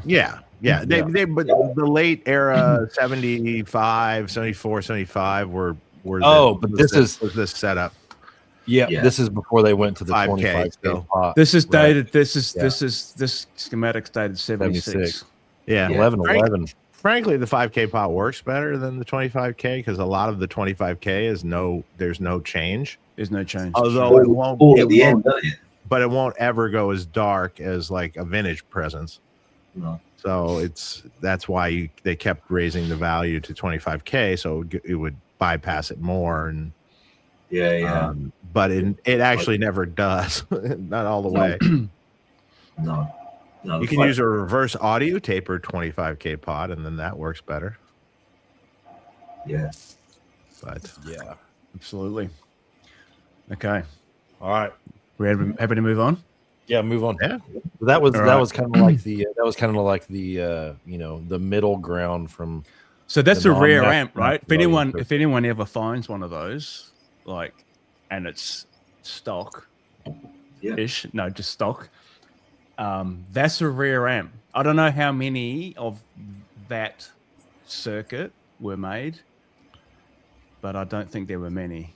You Right? can build a Probably- Mojo kit like it. They have documentation for that amp. Is that what that is? Well, yeah. that- So if you look at the Mojo 50-watt kit, right, you can have documentation for both amps, like okay, so that's interesting. it is interesting because like it's unusual to do a kit amp I built the wrong for one. that. Yeah, I didn't even know this was a thing. You know, like how many people know that version of the amp existed? You know. Yeah, good point. So this one's not as clear, but it's still it's the clearest version of That's the fine. schematic that I could find. Yeah, you can read it good enough. But it's dated. Interestingly, if I just go back, if I just flick across here to the date on this guy, 76 or 8. 9 or 8. Hard to see. no, I don't know. One of those two. Maybe It's 78 for sure. maybe 78. Yeah. yeah. So it's a little bit after the one we were just looking at, and then what we see now, of course, is Still JMP years though. this is JMP. Yeah. This is our standard classic cascaded This is your gain stage with a 10K cold clipper, and all the stuff that we've talked about many times already on this show, right? So high input into this first stage, out of the stage through the low input jack into this 470K 470 puff network into our preamp gain pot with 0.001 bright cap, and then there's our 10K cathode here, right? Into the 470K mixer resistors and so on, back to the standard 100K plate on that stage. 820 unbypassed. 820 unbypassed. Standard Same tone Marshall stack. lead spec Same tone tone stack as stack. the last one. Yeah. And then the master volume, like shoehorn right here. It's almost like someone had the schematic for the super lead and they erased out the little bit. And Yeah. they That is probably funny. did, Why right? did they do that? They probably did. That's This is all funny. hand-drawn. it looks like they just fucked it up and just I reckon they took a super lead. Like, I reckon if you overlaid them, they're probably. And then this still Overlaid has the the LCD. 5K presence. Yep. This one has the normal presence. So Yeah. the early. Oh the It says, resistor's there. yeah, it's yeah, the same. you've got that's it. Oh, but it's got the 5. 450. Yep, it's the same, but it's got the 5K. Yeah, I see what you're Yeah. saying. Not the 25K. Not yet. I Yeah. still. It's the same as God, the and this 2204 was we're a just looking at, 78. but- So I wonder when they got to that 25K pot. Well, I mean, it's it's not like- going to really make a hill of beans the difference, really. Probably I mean, it's- was that 800 that happened in the JCM 800s. Like we'll get Maybe to it was that. the 800. Maybe it was. No, it was in the JMPs. The Okay. Yeah. with JMPs. So they changed it arbitrarily at some point. yeah. And then this one has 150K. 150K bi splitters here. Dave. Yeah. So So that's we for think this is the 6550. Maybe. Yeah. I reckon it's Fair. probably a 6550 amp. It might say in the bottom of the schematic. Go to the other way. You know what the Up here. 6550 Yeah, is there it there. is. Yeah, you know what the other giveaway is? Look at your bias resistor before the diode. Oh yeah, It's a true. 10K. It's not a 22. Yeah. or So there was a 27. question earlier on in the show. There was a question That's about what do I need Yeah. to do to change my EL34 spec 2203 to handle 6550s. Now, if I'm not mistaken, hang on. That. Hang on. No, it doesn't Later that was also list it on 20. the board, but yeah, it looks like it's a 10K there for that one. So for the EL34 ones, they were usually 22 or 27. 22 or 27, 22K, somewhere in there. Yeah, I've seen both. I've seen 27s and 22s, but yeah, 10K. So that's what you need to change, man. Whoever asked that question, I can't remember, but that's what. Yeah. Well, you need to change that, or you need to change the resistor at the 25K pot to bias it right, which is where I normally do it. Yeah, same. You can do it either spot. Yeah, you can do it either spot as long as you can get in the range. That's it. All good, no matter what way you get there. Okay, so the key thing not the key thing, but one of the things we want to talk about, because this is where things changed as we went later into the JCM 800 era. Now wait, before we go there. Mm-hmm. Now, there's one thing that's never shown in the schematics, really. So now, most of these early amps would have had a little piece of shielded wire that went to the input of the second stage, the 10K stage. That was a hot shield. Oh, yeah. It's a very short piece of wire because it would just go to the board. Now, before they put that shielded wire in, they used to glue a wire in a certain spot so it wouldn't like oscillate. Yes. But then they did the hot shield. Now, the hot shield, we'll go down a couple picks. Jason, do you have it there in your the hot shield, depending on what wire, there it is. Yeah, zoom in. This one's glued down. That wire is glued down, I think. Yeah. No, it's a hot shield. No, it's a hot shield. Yeah. Yeah. It looks like it. Maybe. Yeah. Hard to tell. So the hot shield changes radically how this amp sounds. Yeah. It rolls the top end a lot. Depending on the Marshall's wire that they used, actually didn't roll it too bad, but depending on the shielded wire you use for a hot shield, it can massively roll the top end off, depending on the capacitance of the wire. So that's interesting because that falls in line with what came slightly before that. Before they did the hot shield and they still used normal single conductor wire, they often stuck, it was almost always a Lemco square silver mica 220 or 270 PF cap across the plate resistor, across the 100.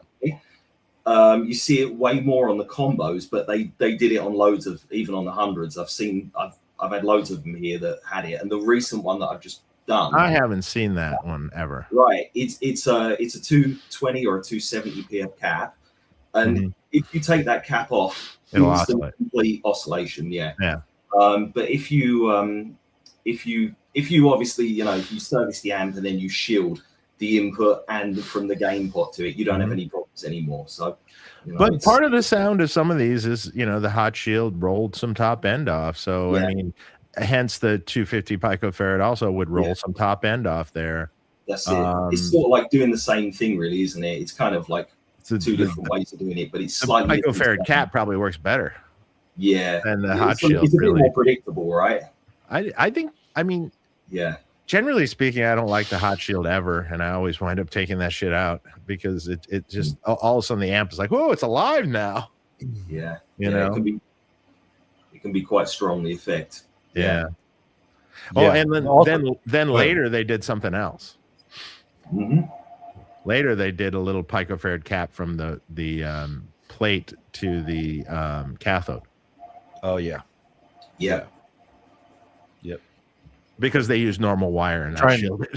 Yeah, they're basically trying to get the same effect, right? Yeah. Yeah, it's I was like saying to my customer who I'm working on one for now, it's like they could have just gone ahead and used that coax, or shielded, shielded wire from the input jack to the socket and put another one from the gain pot to the socket. Like a few extra minutes of work, right? Yeah.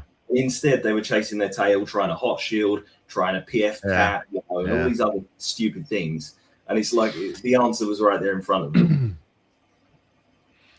It is important, though. Okay, move on. This stuff's right up in the front of the Brad. right? Hey, Brad. Hey, man, I reckon it's my favorite. I reckon it's my favorite amp too, man. I'm gonna have definitely my favorite bunch of amp nerds. That's for sure. Yeah, definitely. Okay, so what we were going to talk about? Filtering. Oh yeah, it's going to establish the baseline at 100 watt. It's the same as obviously a super lead, but Just refresh everyone's memory on this. Zoom out a Dave little bit broke here. the seal. I got to break the seal too pretty soon. You go. Okay. So this is the mains filtering here, two 100s in series, like, and the midpoint is coming off the center tap of the high voltage secondary, right? So we know this kind of standard Marshall setup. We also know that these 100 microfarads are a single dual 50 can cap in parallel. Okay, so if anyone's looking at their, their amp like this, right? Each one of these big blue guys here is dual 50, and mostly in this amp, not all of them, but mostly in this amp, they're bridged together in parallel to create a 100. So the two 100s that we're seeing on the schematic there are these two. They're two separate lugs, and you can use them for different spots, or you can bridge them together in series to make 100. Yeah. Right. Yeah, in parallel. Yeah. So that's them, mate. What I find interesting. So why? My turn. I'll be right back. Why did Marshall in the 2204? They went to these low voltage power transformers, but they never did the same thing with the 2203. Don't know why, man. What on earth was the rationale behind that? I think the rationale behind originally was the lower voltage power transformers was they were having lots of tube problems, from what I've heard from several sources. Right. And that's why they went to 6550s. And that's why they went to lower voltages, so they wouldn't have as many tube problems, service problems. But they never did it to the 100 watt, which is perplexing. Yeah. And personally, I mean, generally speaking, I don't love the low voltage 50s. So most 2204 JMP square switch early years, I stay far away from. But then, well, we're going to get into this later, but later in JCM 800 era, there was some that were low voltage and then some that were high voltage. Right. So, but the 100 never changed. Yeah. Yeah, I don't know why they did it. I sort of think, knowing how Marshall were back in the day, it could even be that they just like contacted the transformer maker and was like, "Oh, make us a 50-watt transformer set." And they probably took whatever they got at the time and were like, "Fuck it, we'll use it." Yeah. There's so many fuck it moments with Marshall that I've seen over the years, and it's just, I really wouldn't be surprised if that was the mentality at the time. Well, we've ordered a load of transformers. They're a little bit lower voltage, but it's good enough. It'll work. It's like that presence pot. I mean, they were probably going, "Wow, this is the only 5K pot that we're using. Why don't we just use the mid pot?" Yeah, exactly. It'll work. Same with me, skipping the shielded wire on the input. Fuck it, it'll work. Stick a cap on it, nobody will notice. No one will notice. No one will notice that it's oscillating, unless they remove the cap. And apparently no one notices because as you proved with your band there, that Jason is like, "Yeah, what do you mean?" Yeah. Yeah. They didn't know the difference. There was a master volume and 4 input. No, I should turn them up, man. Sounds like a Marshall, See, as long as they're on 10. So funny. Just on while we're talking about the low voltage, I'm just going to whack this question up here. So Ian O'Rourke is asking, my 77, so this is a low voltage 2204, because it's right on the back of this one here, which says, my 77 2204 with the low plate voltage. He loves it. Takes a little longer to open up and get gnarly. Any idea why? Meaning gain or volume? I'm reading that as kind of gain, or like sounding good. Is kind of how I'm looking. Like when he first turns it on and it doesn't sound that great, and then opens up, sounds good. Yeah, I don't know if what he's referring to. If it's volume, well, the lower plate voltage amps doesn't get as loud as fast. Tubes could be worn out. Yeah, he says your gain amp could be stockish. He says he says gain and attack is what he means. Yeah, if could be it's your that kind of tubes. stuff, Power tube, probably, probably. power tubes, preamp tubes, caps. I mean, So- again, maybe take a picture of it and send it in, and we'll see if it's Stockish. stock. Yeah, it might be one of those stock amps, you know. Jason's gonna regret this. He's gonna have 100 emails of pictures from amps. He's gonna have to dump his email account now. He's gonna have to just bin it, you know, after this. We'll have to do the show more just so we can do more of those. Yeah. That's it. Yeah, we'll just do like a weekly show. Can't wait. Can't wait. Yeah, Brad. Somebody says buy some hotter. Hot shield is pretty sketchy at the best of times. Most coax isn't rated for that voltage differential. Yeah. Mm-hmm.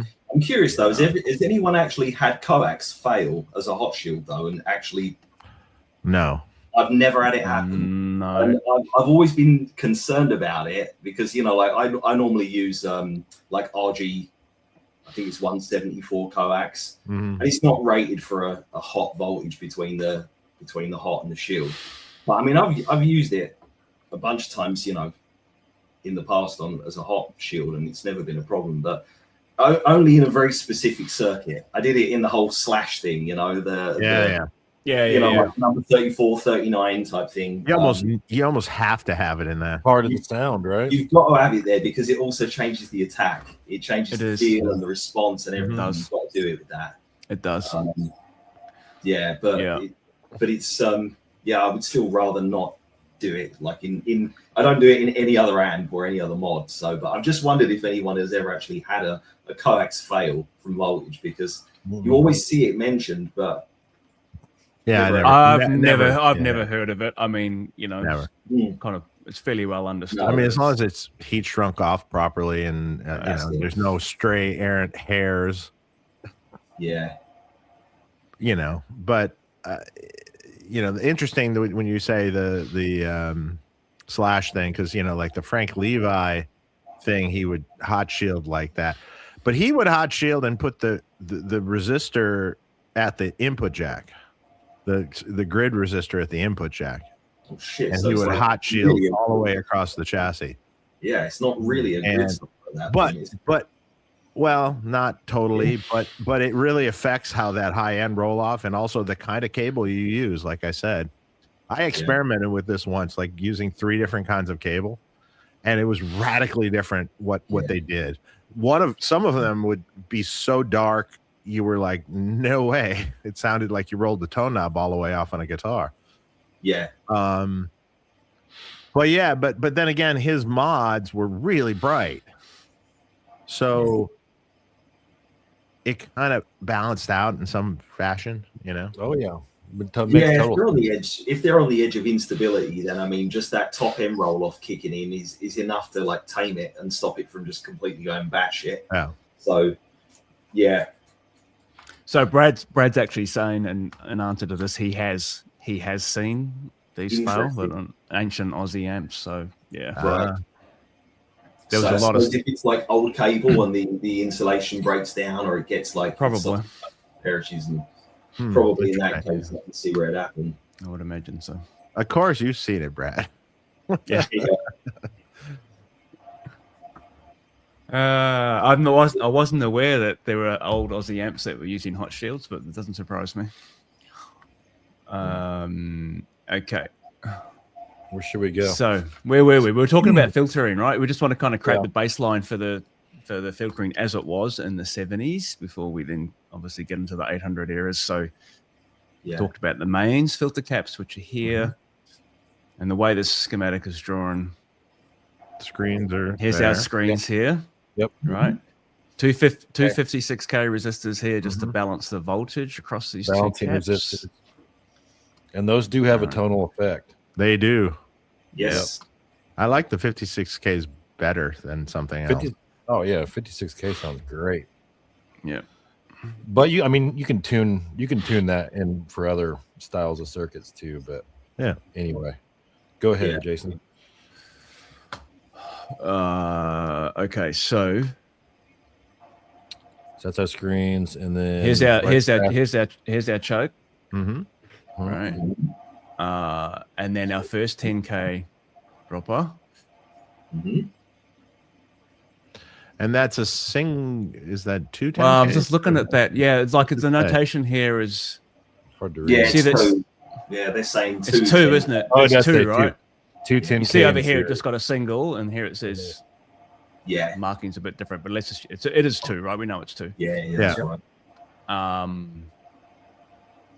To the PI node, which has again 100 microfarad, right? Filtering. Another, what we're seeing here is another single blue can cap bridged in parallel for 100. Yep. Then a 10K dropper and 50 microfarad.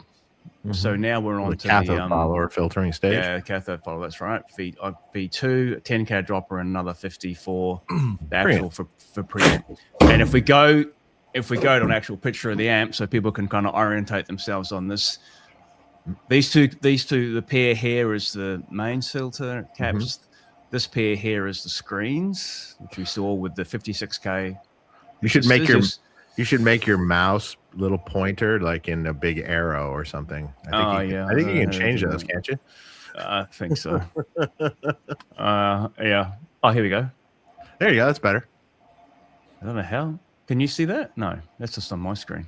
I can see that's my pointer. Sorry. I have, Yeah. I have a pointer. I'm touching my mouse like it's on my screen. I know. I do that all People the time. just they're going to need to like, I don't know. If you let me zoom in a little bit, maybe. We need like the football playpen, how they fucking circle shit and talk about. Yeah. Okay. Here's their mains. These are the screens, and you guys will know, right? When you look at a gut shot, you see these big brown resistors here, right on the filter cap. So that's those 56K resistors that we were just talking about. This is the phase inverter filter cap. It's bridged together, 100 microfarad, and then the preamp. It was always this guy down here. The only reason they put it there was just nowhere else to put it. I always thought about that. Where the PI cap is, I was like, they just had nowhere else to put that thing. Yeah, that's the worst possible place. It's for the furthest. Yeah. It's like miles away. Okay, let's find a spot that's furthest away from the node. Yeah. Yeah, terrible They couldn't grounding. put it anywhere else. I mean, they had no room. Yeah, it's a noisy spot for grounding. But yeah, this filter that Jason's just gone over to, this was the last iteration of the plexi filtering was the same, correct? Yeah, this was the 4-input JMP. This was the same filtering, Exactly. in the early With 100 70s, from like 69 on. It was the same exact filtering. Yeah. Yep. Okay. Cool. So that is. We're gonna move to the first 800s now. Yeah. I think we were done with the kind of the JMP era. Mm-hmm. I don't think there's anything else to talk about on. So let's just knock on. Let's just hit this question before we move on. Can we go into why people consider the JMP 2204 superior to the JCM? Is it just the plate It's the voltage? same. Well, the plate voltage is different. Well, maybe the plate voltage is different Yeah. depending on the era. A JCM, it could be either transformer. I've got a theory that I'll throw into the ring here, like about these apps. But when they, basically, when this transition to the 800, it's the same exact circuit. Mhm. Period. It's exactly the same amp. They just changed the cosmetics of how this whole thing was laid out. I don't know why that decision was made. Yeah. Make it more modern. I'm not exactly sure why that decision was made. Did somebody else buy the company? But the transformer It's We're to do with not- the Rose Morris. were Yeah, so not those more things. quite as good as the ones. They were a little different, the transformers in them. I mean, to me, they sounded a little different. Everyone hated the 800 when it first came out, too. I like the old. It's always the same story. Yeah. Look different. Yeah. Although the Just 'cause look it looked kind of different. transitioned into it with the rocker switches. Yeah. So I was looking, when I was doing my searching on the internet yesterday to get these pictures together. I read that little story again, and I think it's how it happened. So there was Marshall were locked into some distribution agreement with Rose Morris during the JMP era. And when that finally concluded, or they got out of it, to kind of mark that milestone, they launched the JCM 800. And it was named, the amp series was named after his number plate on his car, right? So Jim Marshall had a number plate, JCM 800. I've seen the car. Yeah. Yeah. I have too. Yeah. That's great. Yeah.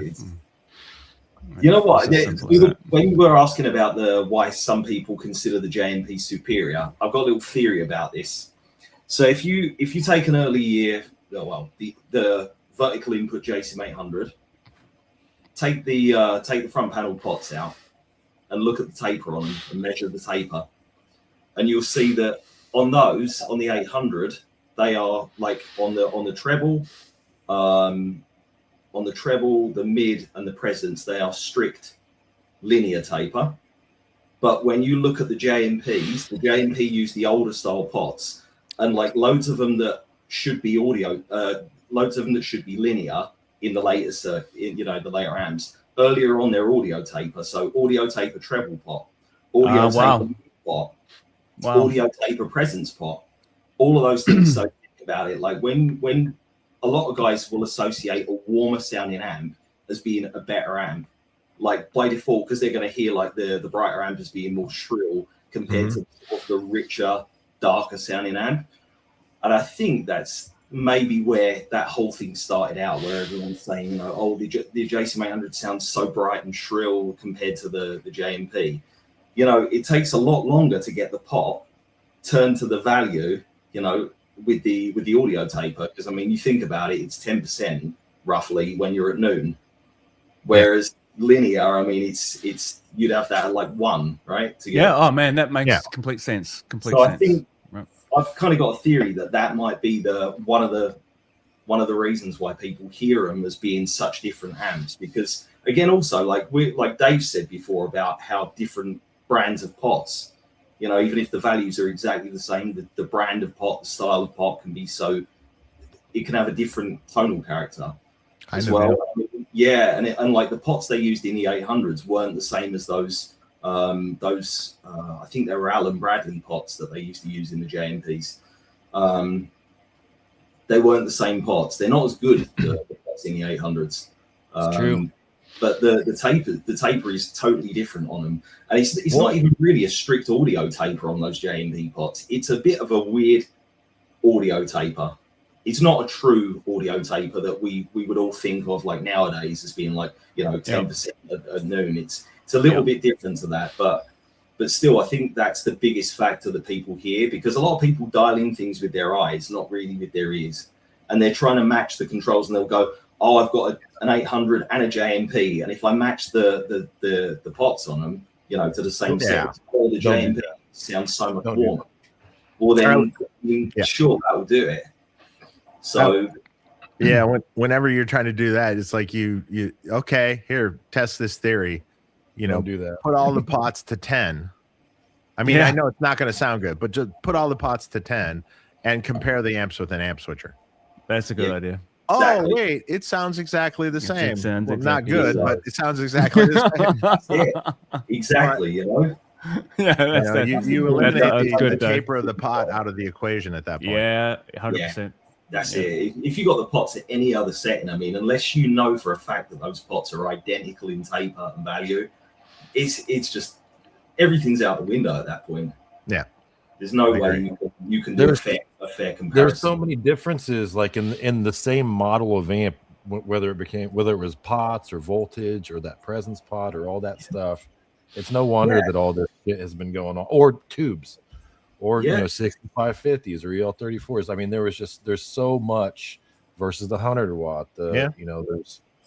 I think that the one thing that I would say to anybody is, if you have one of these amps and you like it, don't sell it.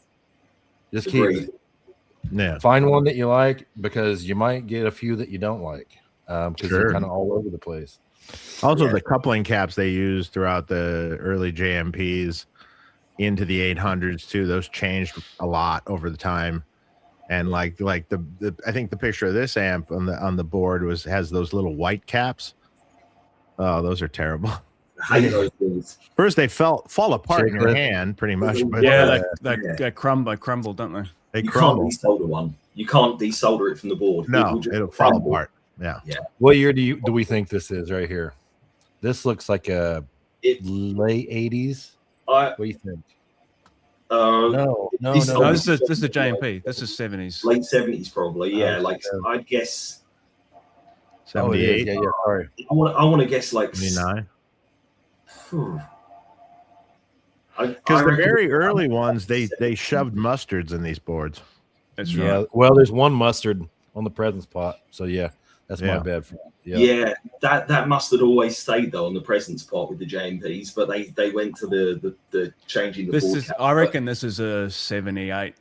78, 79. I'm going to take a guess Yeah. because the yellow Phillips caps that are in there. Yeah, I I think it's a agree with 78. I mean, I can remember. I can't quite. It's a see US this. model. It's Yeah, not yeah. it's not a British one. Definitely Yeah. US for sure. Yeah, it's got that definitely impedance US. selector that I totally hate.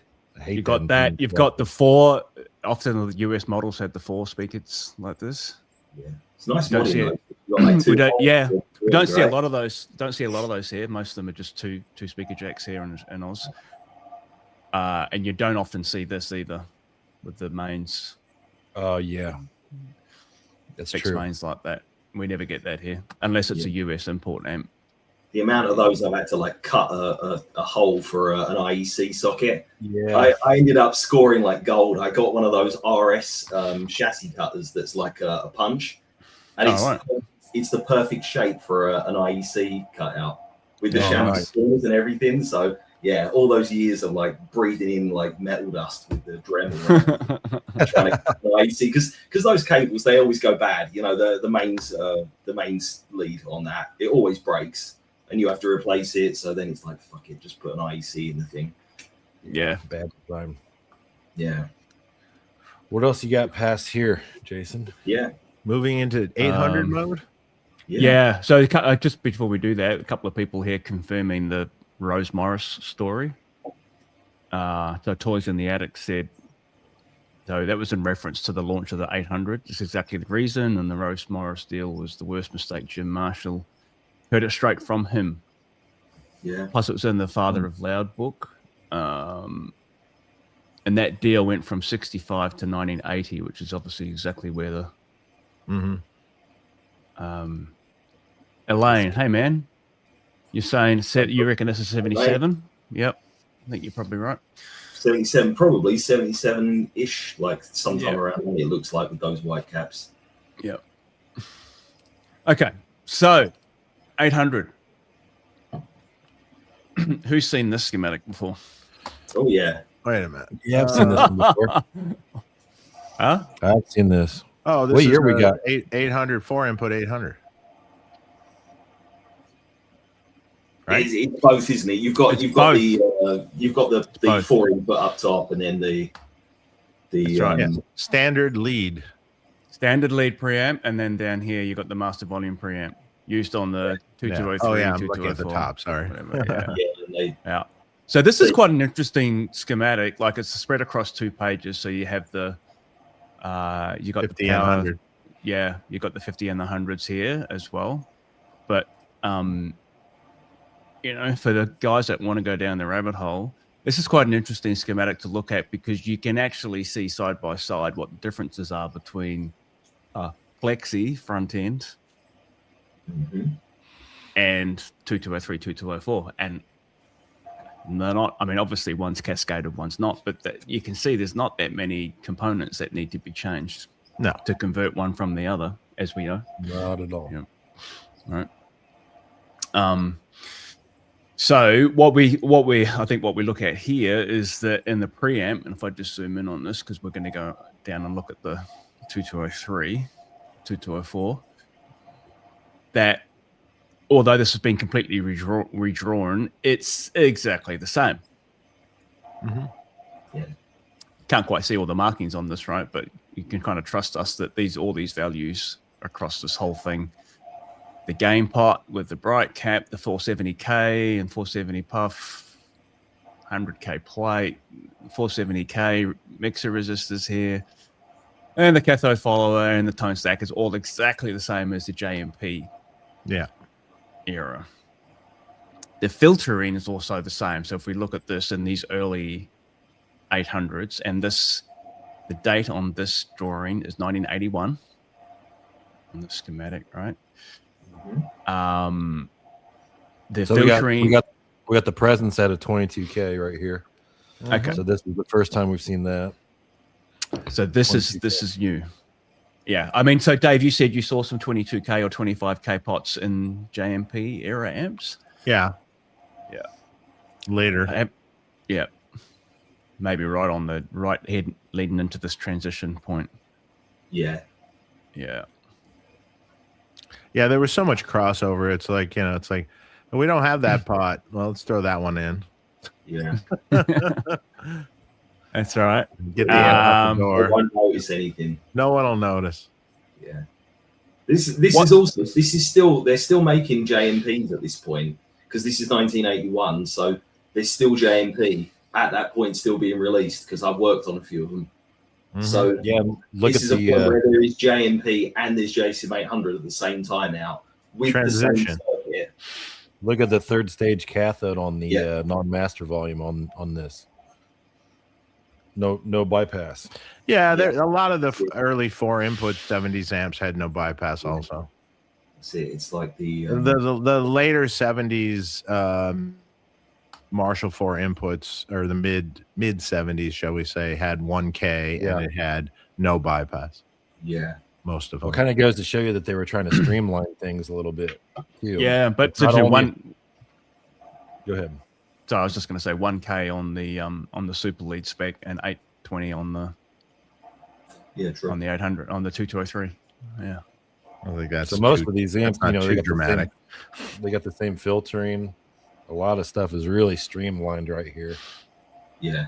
One thing for the guys to note, because my screen's frozen, isn't it?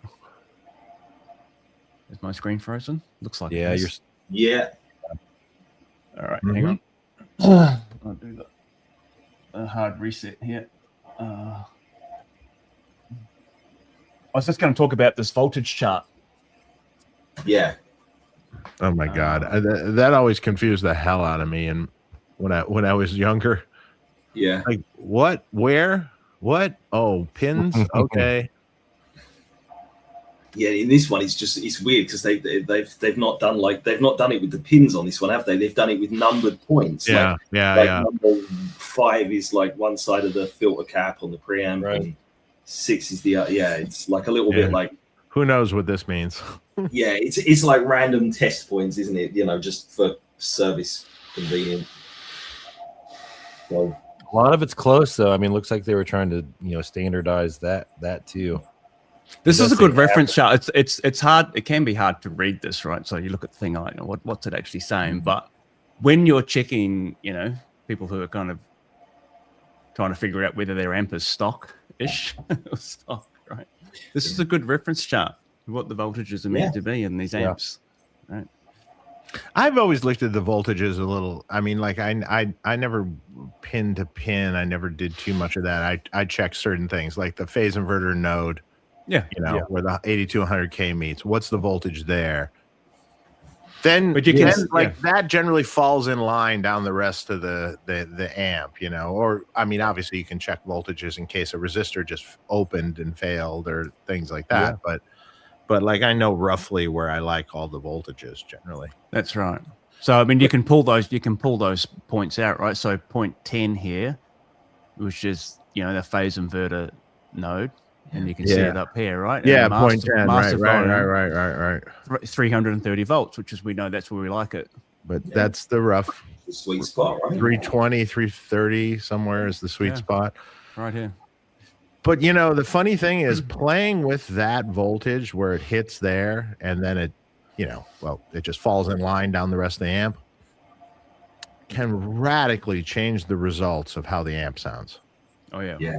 I mean, in a pretty radical way. Yeah. It can go, if too high, it gets harsh and kind of weird. Oh yeah. And too low, it gets fuzzy and weird. Yeah. Yeah. Totally. Yeah, I always kind of wanted to put put that on a switch, like Yeah. like a 5-position rotary switch that gave you like 5 different voltages, because there's some gray area in there that is all kind of good, but it's just different. And it's like if you did put that on a switch, it'd be fun, because you pick what you want, pick what you like, Yeah. confuse people more. Because I find myself often playing with the voltages in some amps when they're modding them, and like going, what is it at the phase inverter? Okay, where does all the other voltages lie? And like, if you adjust this a little bit up or down, there's a sweet spot somewhere in there for the particular amp you're working on. Always. And like, and if you can play with that for a while, and you're like, yeah, right there. I do the same thing with all the amps I mod. Like, I always hook up like a decade box that I've done like a big 12 or 15-way rotary switch on it, and I've got them labeled for what they are. But I don't care about what value I land on. I'm sitting there playing. And I'm just like flicking the switch every now and then, just trying some different things. And it's just sometimes what you land on, that you kind of, if you do it blindly and you just like play and go purely by your hands and your ears, you can be quite surprised at what you land on. Yeah. It can be away from what you might typically put in the amp. I've had some amps where I've been thinking, okay, I'm going to aim for like 320, 330 or something, and I've ended up preferring it at like 350, something like that. So yeah, true. It just depends on the specific amp. But it's cool though. Somewhere between 310 and 350 probably is roughly the areas you play with. Yeah. Agree. So this Just is hey, sorry. real quick, just lastly on this one, this bottom right part, can you go up just a hair? So are these okay? This is the end of both tone stacks of these models. Yeah. And then they're sharing that PI phase splitter circuit for all models. So you think about, in the 80s, go down a little bit, look at the negative feedback for a non-master volume, 100K. That's, there's a lot of stuff that they streamlined that wasn't really a standard non-master volume stuff here. I suppose it's over the years that you've seen different kind of negative feedback patterns for the plexis and super leads and things like that. So yeah, but you're right, Shay. They've definitely just tried to make the manufacturing process as standardized as possible, and just literally just changing how the front end's wired. They were getting big orders at that point. Makes sense. Massive numbers they were putting out. So if we go to the power section, let's just focus down on this 100 watt. Yeah, we've got 470 volts off the. This was a little muddy to read. It is a little bit, but you can see. So there's a little bit of notation here that talks about EL34, and then 6550-USA. Right, so just US models, obviously a little bit different. We've already talked about that. And you can see the notation on the schematic here with the minus 42 volts. The bias voltage is notated for EL34s. There's some other bits and pieces in here. You can see it on here as well. Yeah. You got that bias diode the wrong way around. Yeah, they do, man. Yeah. Whoops. Interesting. Wow. Nice catch. Yeah. 27K, but so we talked about this before, Dan, right? 27K here. It says 15K now for the USA. So so again, for the I've never seen a 10K. I've never seen a 10K like the old one said, but I've seen 15K many times, but not 10. So just a bit there from the range. So that 100K negative feedback is off the 4 ohm tap.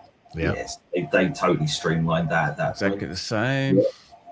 Okay, and on the filtering, because we're going to get into what happened with the filtering and the filter caps as we. That's when we're going to get in the fucking meat and bones of this thing. Okay, so 100K 100-watt output stage used on the 1959. What's that? 210. I can't 2103. 2103. That's the combo. That's the combo, isn't it? It's the combo. Yeah. Right. Yeah. So completely standardized, and it's drawn completely differently from the earlier schematic we were looking at, the earlier JMP. But obviously the filtering and the filter cap setup here is exactly the same. Yes. 200s in series. You know, The mains, the middle positions off the center tap of the high voltage. We've got our we're through the choke there. We're into the screens filtering. Here they are. Yeah. And we've got 56K 2-watt resistors. Well. Mm-hmm. It's all the same. All right. 210K droppers. 210K 100 microfarad filter cap there, which is for the phase inverter, right? So this goes to point A. And if we go back to the preamp, right, here's point A. Mm-hmm. And you can trace it from there. It's all the same. Exactly the same. It's all exactly the same. And if you look at a picture of the chassis, this is an 800. Mm-hmm. Same layout. It's exactly the same. Like, the thing to note, you'll see straight away, right? And you can see Well, it when we look at they use the same PCB board too, the ST1. Yep. That board right there. pretty familiar looking 800. That's the thing. Yeah, I'm sure you guys have seen one. Same for you. One or two. Those red. $50, Yeah, the 100. Yeah, the red. Dan's like, what's this? I've never seen one of these before. Yeah. Those red bypass caps are a dead giveaway. You know. Yeah.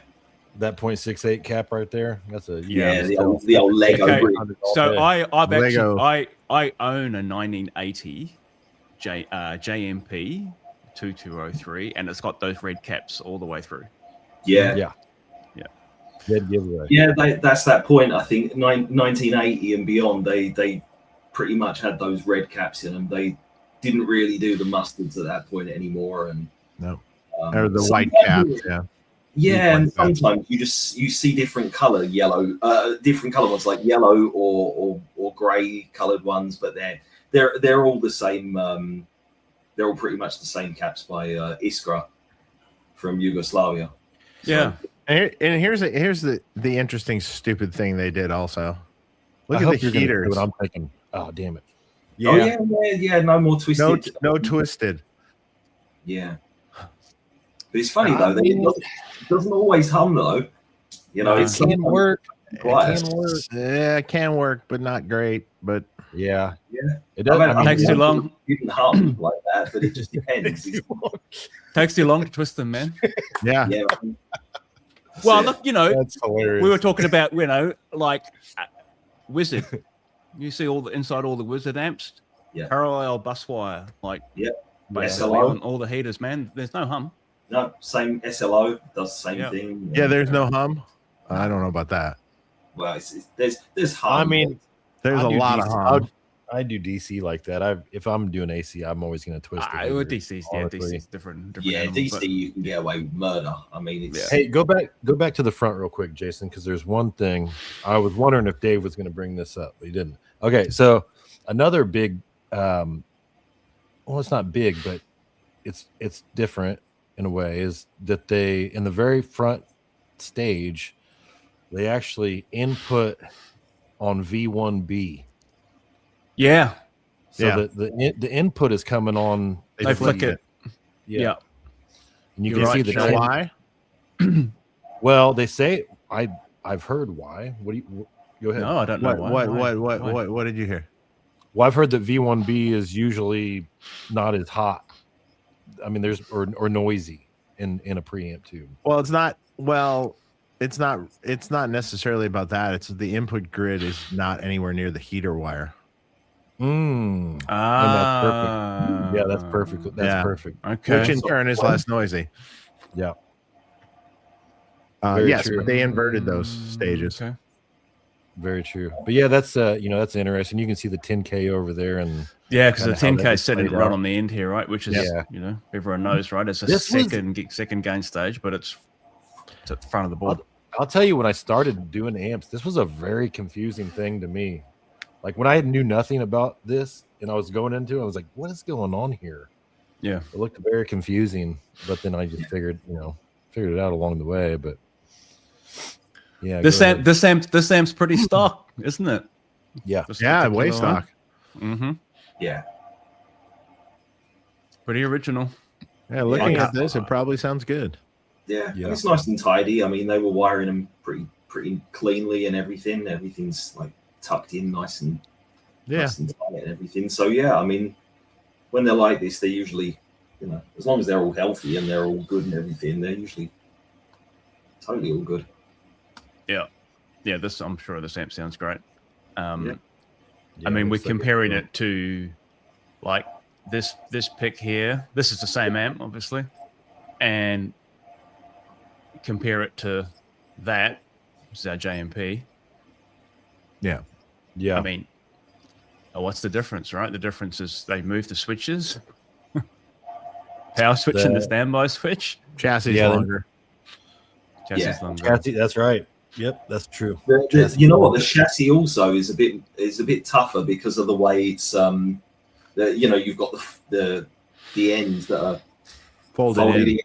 Yeah, the folded out flap. The amount of fucking times I've had to like fix that when it gets take a hammer. Yeah, exactly, a hammer or like set of mold vice grips, or you're just trying to like bend it back. You can never really get it right ever again once it's bent. But the 800s don't suffer the same issue, which is great. So much folded nicer. out tabs. Yeah. They also changed the brand of filter caps they used, and I still don't know who made the black ones, but they're not dailies. I'm almost positive that they're not dailies. I don't know that. Someone once said to me, they're dailies, but in a different color, but I don't believe they are. And these filter caps aren't duals. No, that my mind just got blown right here. So these must be hundreds. What are these? Yeah, they're for sure hundreds. Yeah, they gotta be. But I don't know if I've ever seen. I don't think I've never seen that. I've never seen that. To me, looks like that was recapped. Maybe. Yeah. Like years ago, like not recently. It looks like an old recap.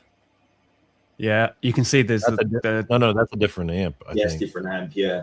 It came from the same thing. Actually, no, that's right. I found a better picture. Yeah, it's a different amp. It's a different amp.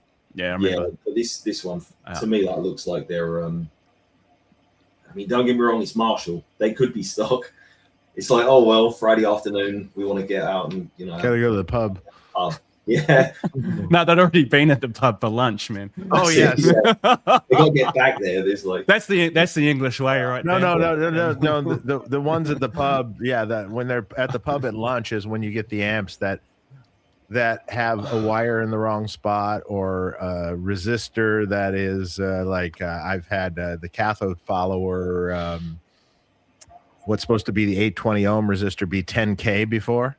In an amp that has existed that way since 1960, 9 or something. I've had them where the voltage, the jumper on the turret board was in the wrong spot, and it was like wrong voltage in the wrong place. And God, I've had unsoldered solder joints. I remember we said before we both saw. We both saw the same thing, didn't we? Where we saw all the coupling caps were 0.1s. Yes, all the coupling caps are 0.1 across the entire board. Yep. I've also seen all the 100Ks that are supposed to be 100Ks all be 82Ks. That one is more common. Yeah, I've seen that as well. Close enough. It's just a little bit. I had a 59 hand wired reissue, obviously reissue, that had 100K grid stoppers on the input jacks, not 68K. So that wasn't an old amp. Yeah. That's as it continues. No, I had one of those too. I had one of those too, Jason. Did you? It sounded like shit. Yeah. Yeah, it was the style. It wasn't a hand wired one.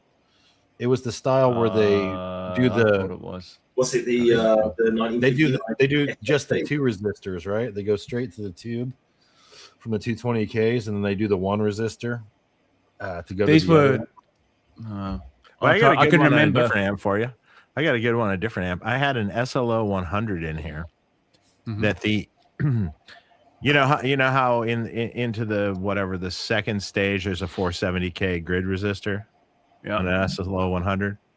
Well, the input grid resistor 68K and the 470 were swapped, so the input grid resistor was 470K. Oh damn! And the second one was 68K. And the funny thing is, this amp actually sounded pretty good. Oh no! And I think this was an amp that was once had belonged to Akira Takasaki or something. Oh, cool. Like a really long time ago or something. I go, that's the way it was from the factory. It was factory. It was a mistake. They just fucked up. Yeah, Turn it up loud enough. Jesus, that's some top. Here's a good question. Okay. Do you guys know if they are mixing and matching Dagnalls and Drakes at this time? Mine has a Dagnall OT, but a Drake PT and choke. They all look the same age. They were mixing them. Yeah. They often use the Drake choke, but the 50-watt head, the 50-watt 800s usually had the Drake transformers, and then for the PT and the OT, but the 100 usually still had the Dagnall. I think Dagnall. Yeah, I don't think that the 100s ever had Drake. I never saw a 50 with the Dagnall. Yeah. No. Well, only the 100. The early ones, right? There's probably something around, maybe with that breaks the rule. It's Marshall. Yeah, they did change the. They did change the choke value from a 3 Henry to a 5 Henry in the 800 series. That's worth noting too. They bumped that up a little bit. Okay. I don't know how much difference it really made. Not too much. It doesn't really make much. I've played with that a little bit. Yeah. When you go to 10, you can tell, but 3 to 5, it seems real similar. Yeah. If you do the if you put one of those Hammond Guitar Series ones in that was supposed to be for the 800 series replacement, they did like a 50 Henry choke for some reason. Yeah, whoops. I don't know why it was so high. It would fit like 30 or 50 or something crazy. It's like ridiculous. Stiff as fuck. Oh, I bet. Mm-hmm. All right, Jason, what do we got? What do we got here? Okay, so let's Where are we at? This is our vertical input 800, right? As everyone calls them. Vertical versus horizontal. Let's go there. I think that's where we're at. We're at the transition point here. So we all know and love this layout and how this is set up. And then, I actually might show a gut shot before we go to the schematic. But we're going here. Okay. And this is making it easier to build, but this is the exact same amp. Right. Here we have a horizontal 2203. Mm-hmm. Yeah. Exact same amp, just a few years later. Right here. Yeah. Exact same preamp circuit and phase inverter circuit. Right. Yeah. But it's the same amp model, right? Like on the outside, it's 2203. Yeah, I mean, essentially, yeah. I mean, it's it could have been good if they just did some things different. Yeah. I like the PCB. I like the way it looks and the idea behind it because I love a good PCB. But this isn't really a good PCB. Like the layout on this PCB is the layout is terrible. It could have been great, but like they actually overcomplicated it. It could have been simplified. I mean, the grounding and everything else on it could have been done really simple. A nice, decent ground bus. This is a bleed master. Oh, it's Bleed City. Yeah, they put sensitive stuff way too close to each other, and it's just ridiculous that they thought that would work. Not a shielded wire inside. There's a track, I can't remember what track it is, but there's a track that runs right underneath the input to the phase inverter. Yeah. It's right off the cathode follower, isn't it? It's just the cathode follower, right? Yeah. Yeah, and it's the right on the input. It goes right underneath the pins of the PI input cap. Yeah, like if you're designing a board and you've got like the cathode follower output, and you've got the PI cap. You just do. You want them at the other end of the spectrum, as far away as possible. Okay. Hold on. At least Hold like on. that Hold far away, you know. Hold on. We're just attacking this thing. Let's. Yeah. Okay. Hold on. We just Boys, like chill. going in, like, You can tell we've all Yo, had boys. to freaking work on these Yeah. things. you know Alright, how many hours it took me to figure this shit out. Like, Wait a minute, Jason, can you make a replacement board for this? Yeah. Oh shit. That would be great. Oh god. Yeah. But there's okay. So obviously there's okay. There's a lot of reasons why this is going to sound different than the other one.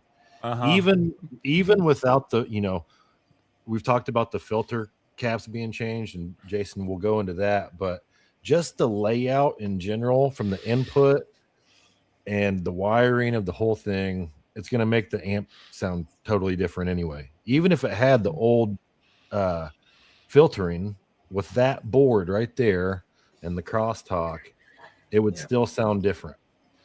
absolutely. So yeah. Yeah, I mean, if you adjust the voltages and you, I'm sorry and you to make stop you guys from hating on it. the filtering about around the same, it you can get it. You Yeah, can get it pretty you close. can get it close. You can get it close for sure. But it's gonna feel different though with that bleed. That's the problem. These are everything feel bad. Yeah, You can fix the bleed, but Yeah, you can. but if you didn't, if you just, you know, treat it as it is, I mean, it's just the feel is not right either. Like, But occasionally I've had one of these come in and you just retube it and whatever that you know you were asked to do, and you listen to it and you're like, hey, this one sounds pretty good. Yeah. And you know, so okay. it's if you run it cranked, the bleed is not really such an issue, because if you're completely cranked, you're overriding the bleed. You know, at that point, it doesn't really come into play. But if you run it at any kind of, you know, normal, appropriate, then again, I mean, can you really run one of these amps at an appropriate volume for home? Probably not. Like, but still, yeah. well, if you have a power station. Yeah, that's it. Back in the I day, always remember the feel of these pots, right? They're really different in the hand, yeah. you know, compared to the chassis mount. Like Stiff. these pots are all Yeah, they feel really different. The grease got over time. The grease on these pots got really, really sticky, and like often, like you're like, wow. And you can kind of clean it out and make it way looser, but you got to put a lot of contact cleaner into the damn thing to get it to loosen up a little bit. Yeah. All right, let's talk about it. All right, so let's have a look at these. We're going to move to this is a 1988 dated schematic now, right? So you can see it down here, and we should cover the 2203 and the 2204 filtering, because the 2204 obviously changed as well. But I think if I look at these preamps just real quick here, this is the 2203, this is the 2204. I Same. believe So go back to the picture real quick, Jason. The same. they are the same. There you go. Okay, so this is the 100-watt 2203, and it has, you can see it has 3 can caps. That's right. Okay, and then the previous version used 6. Yeah. So I got better pictures for that.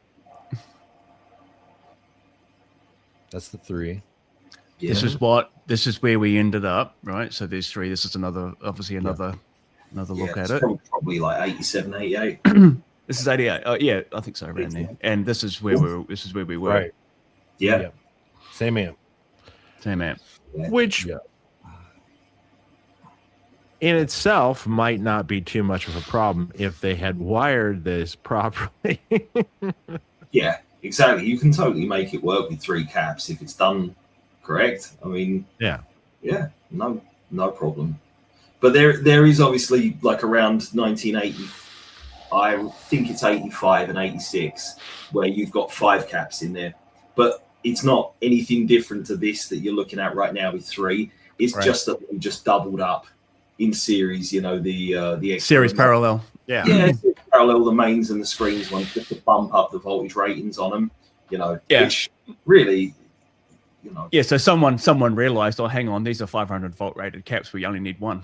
Yeah, We don't need exactly. to do this. And I mean, we could save. I've done We could save more money. with just the one cap, you know, and not bothered to put in, you know, an extra series cap, and it'll work. So, but well, look, if you're not playing safe, you can put the a second one in series with it. When talking about how they were streamed, go back to that last pick you were just on, Jason. Yeah, right there. Okay, so as we were talking about them streamlining things up into this point, now once they get to the PCB mounted pots and stuff, they've streamlined the chassis too. So the chassis also has 3 caps for the 100 watt and the 50 watt model. So they've got the same chassis. They don't have to get a different chassis. Totally. So they were streamlining a lot of shit here at this point. They were pumping out big numbers by now. Yeah. Massive numbers at this point. So yeah. Definitely. One other thing to keep in mind is that when you do 3 caps like that, you don't have your secondary high voltage center tap connected to the middle point anymore. So you've just got it taped off and isolated away. And even even if you do that, even if you've got the extra caps and you take that off, it's a different vibe. It's different response from the amp, you know. Mm-hmm. I'd agree. It's not better or worse. It's just different. But that obviously can account for differences in feel and tone and everything. So that's something. This is interesting. It's an interesting question here from E. Smith. Is the main reason I hear negative things about horizontal inputs due to the circuit board? Like, why do people? I guess the question is, like, what is it about horizontal inputs that make them less desirable? It's the layout, the filtering. The board is not the problem. Sounds different. That sound different. I mean, the board is partially a problem with bleed, but I mean, the voltages across the entire amp are different. Because of the way they did it. That's it. They're much higher. I mean, I think for players, players don't know or understand anything about that. All they know is like this amp feels different or it sounds different. Yeah. But like I said, I've heard some stock ones like this that sound perfectly fine. And so it's not if it sounds good, it sounds good. No, this is still a great amp. So this is still a great. If you find a good one, if you find a good sounding one, I mean, it's great. I mean, Zach Wilde's main one that he used for like forever is a horizontal input model, and that was his favorite one. So, big name players, used them and loved them. Yeah. And, so let's go. Let's hit the filtering differences, Jason. Yeah. Versus the 100 watt model. Yeah. So I think we.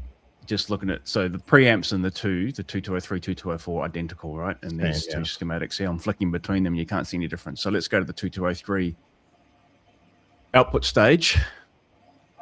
So should we talk about the filtering? Bigger filtering. Okay, so the mains are the same. No. Double. No. Because you only got one cap now. Yeah, the mains are 100 mic wired in parallel, and you have one cap. You don't have 200 mics in series, which would be 50. So if you're converting it to old specs, you cut that jumper there and only use half of this can. That's it. So if you wanted to start converting it, that's one of the first things you do. Or maybe you like the 100, so leave it. I like the 100. Yeah, I think the 100's cool. I don't mind it. Like I don't have a huge preference between that and this amp, so I dig it. But it's just literally like they took away the other one that was in series with it. Oh, well, they took away 3 filter caps at a cost of who knows what they cost at the time, but exactly $5 a cap. And it adds up when you're doing thousands of them. I guess big numbers, definitely. Yeah. We reduced $15 off the amp. Exactly, and it made it easier to wire. Yeah. Less labor. Yeah. Quick. That's what it's all about, definitely with that. So yeah. So that's different, right? And that's using obviously one of the three. Yeah. Then we're through the choke, so we still have a choke in this amp, so that's nice. And then we're into the screen node, which again is one can cap wide and parallel. And so it's 100. So it's 100 microfarad screen. So that's quite different. That's again, big time difference in feel. Yeah. Yeah. And no balancing, no resistors across it, and No balancing that changes it. Yeah.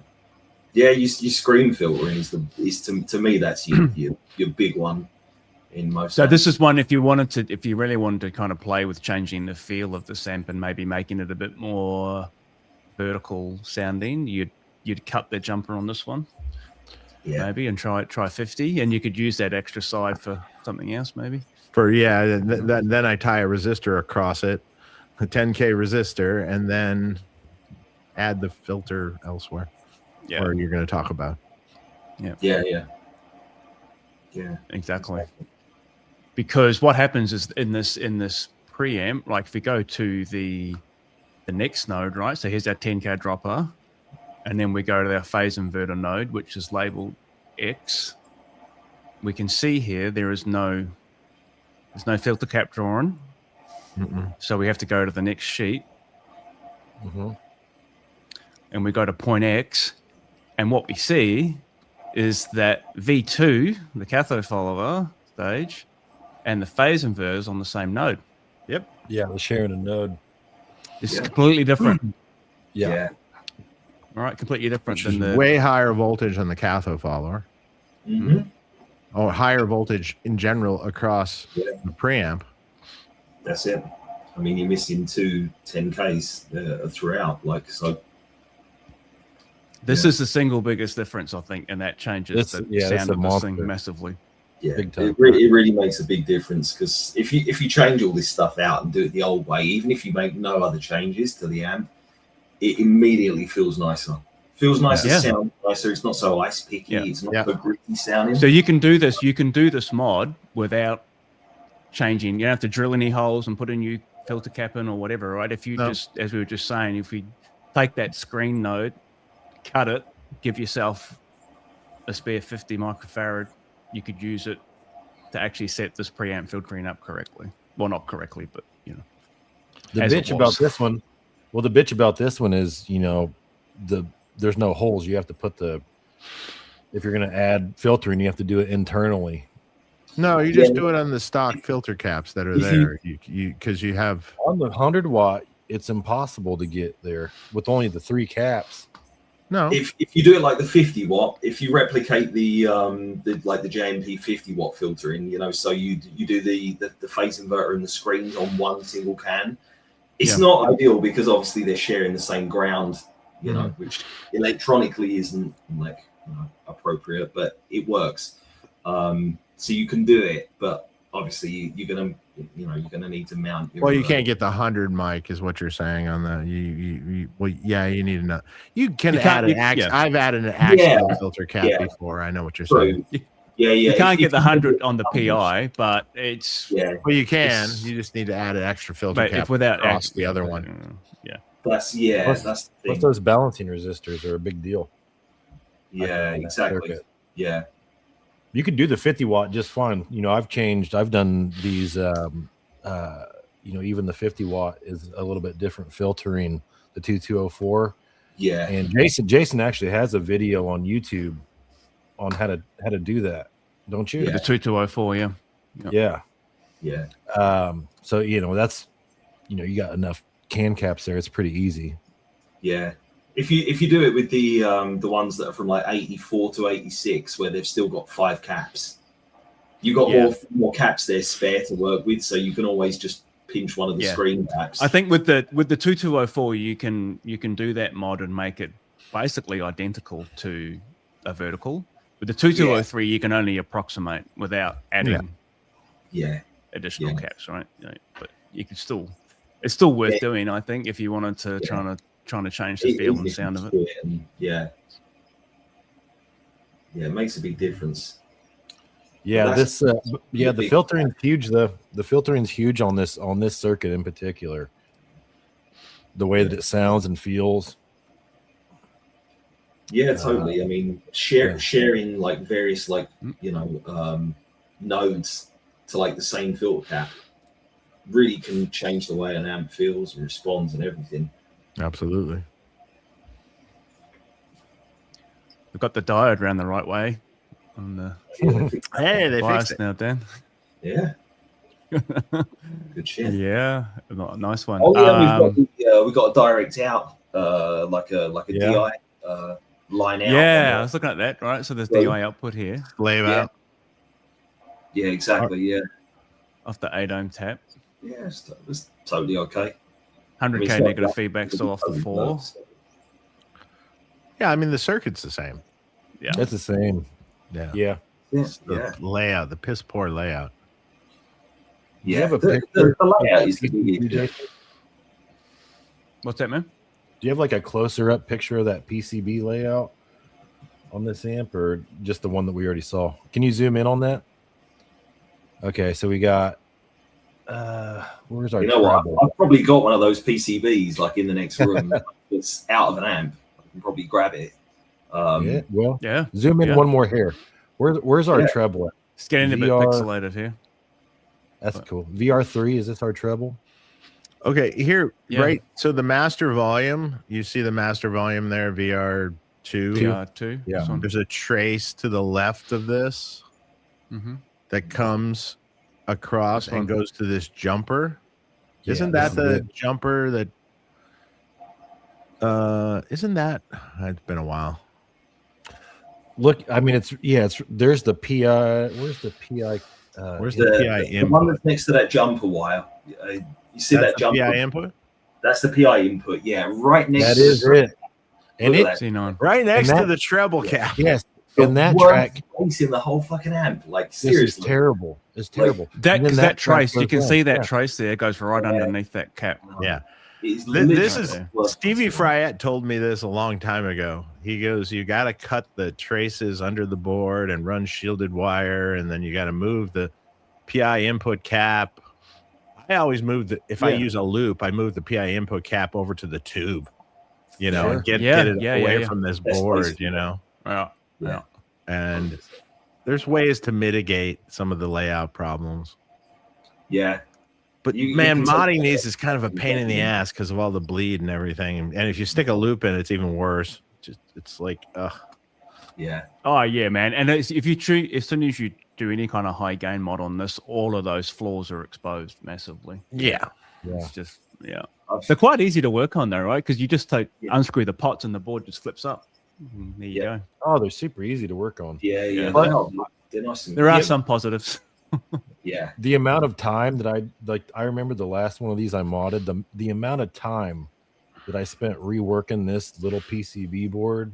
I mean, it was more than I would have done an ST1 on, just because Yeah. you know you got to cut, either like Dave said, you got to cut a track or you got to stop all that bleed from happening and all that Yeah. crossover. So these boards are definitely not great. No, they're not user friendly really in that sense. Like I've got around it no problem and made them sound every bit as good as if I've modded like an earlier one and everything. But the work involved, usually I've had to like ground loads of unused tracks that I've removed Yeah. stuff from, and you basically convert those tracks into shields. Essentially, like having a ground pour on a PCB, right? You know, around your tracks and all that. I've essentially used some of those unused tracks when I've modded these as shields. But yeah, they're a pain in the ass also because the copper thickness on those boards has got to be about 1/4 of an ounce. It's ridiculous. It's like 1/4 ounce, seriously. I mean, you barely even got to touch. Not as bad as the 74 and 75 No. Marshalls. Yeah, those were just That's like, true, man. yeah.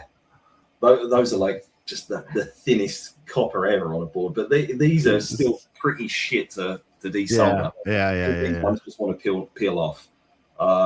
I find these to be a little bit worse for that than the regular, you know, the 800 era, you know, the ST ones. I find these to be, you know, less prone to it than those Yeah. horizontal ones. Yeah. So Yeah, not great fun to work on, but I think these get like a lot of people get fixated on the idea that because they've got PCB mounted pots and jacks that's the issue. It's really nothing to do with that. Like I can't emphasize that point enough. There's nothing wrong with PCB mounted pots and jacks. It's the design. I remember what this jumper is. So this jumper, I think, is the treble wiper.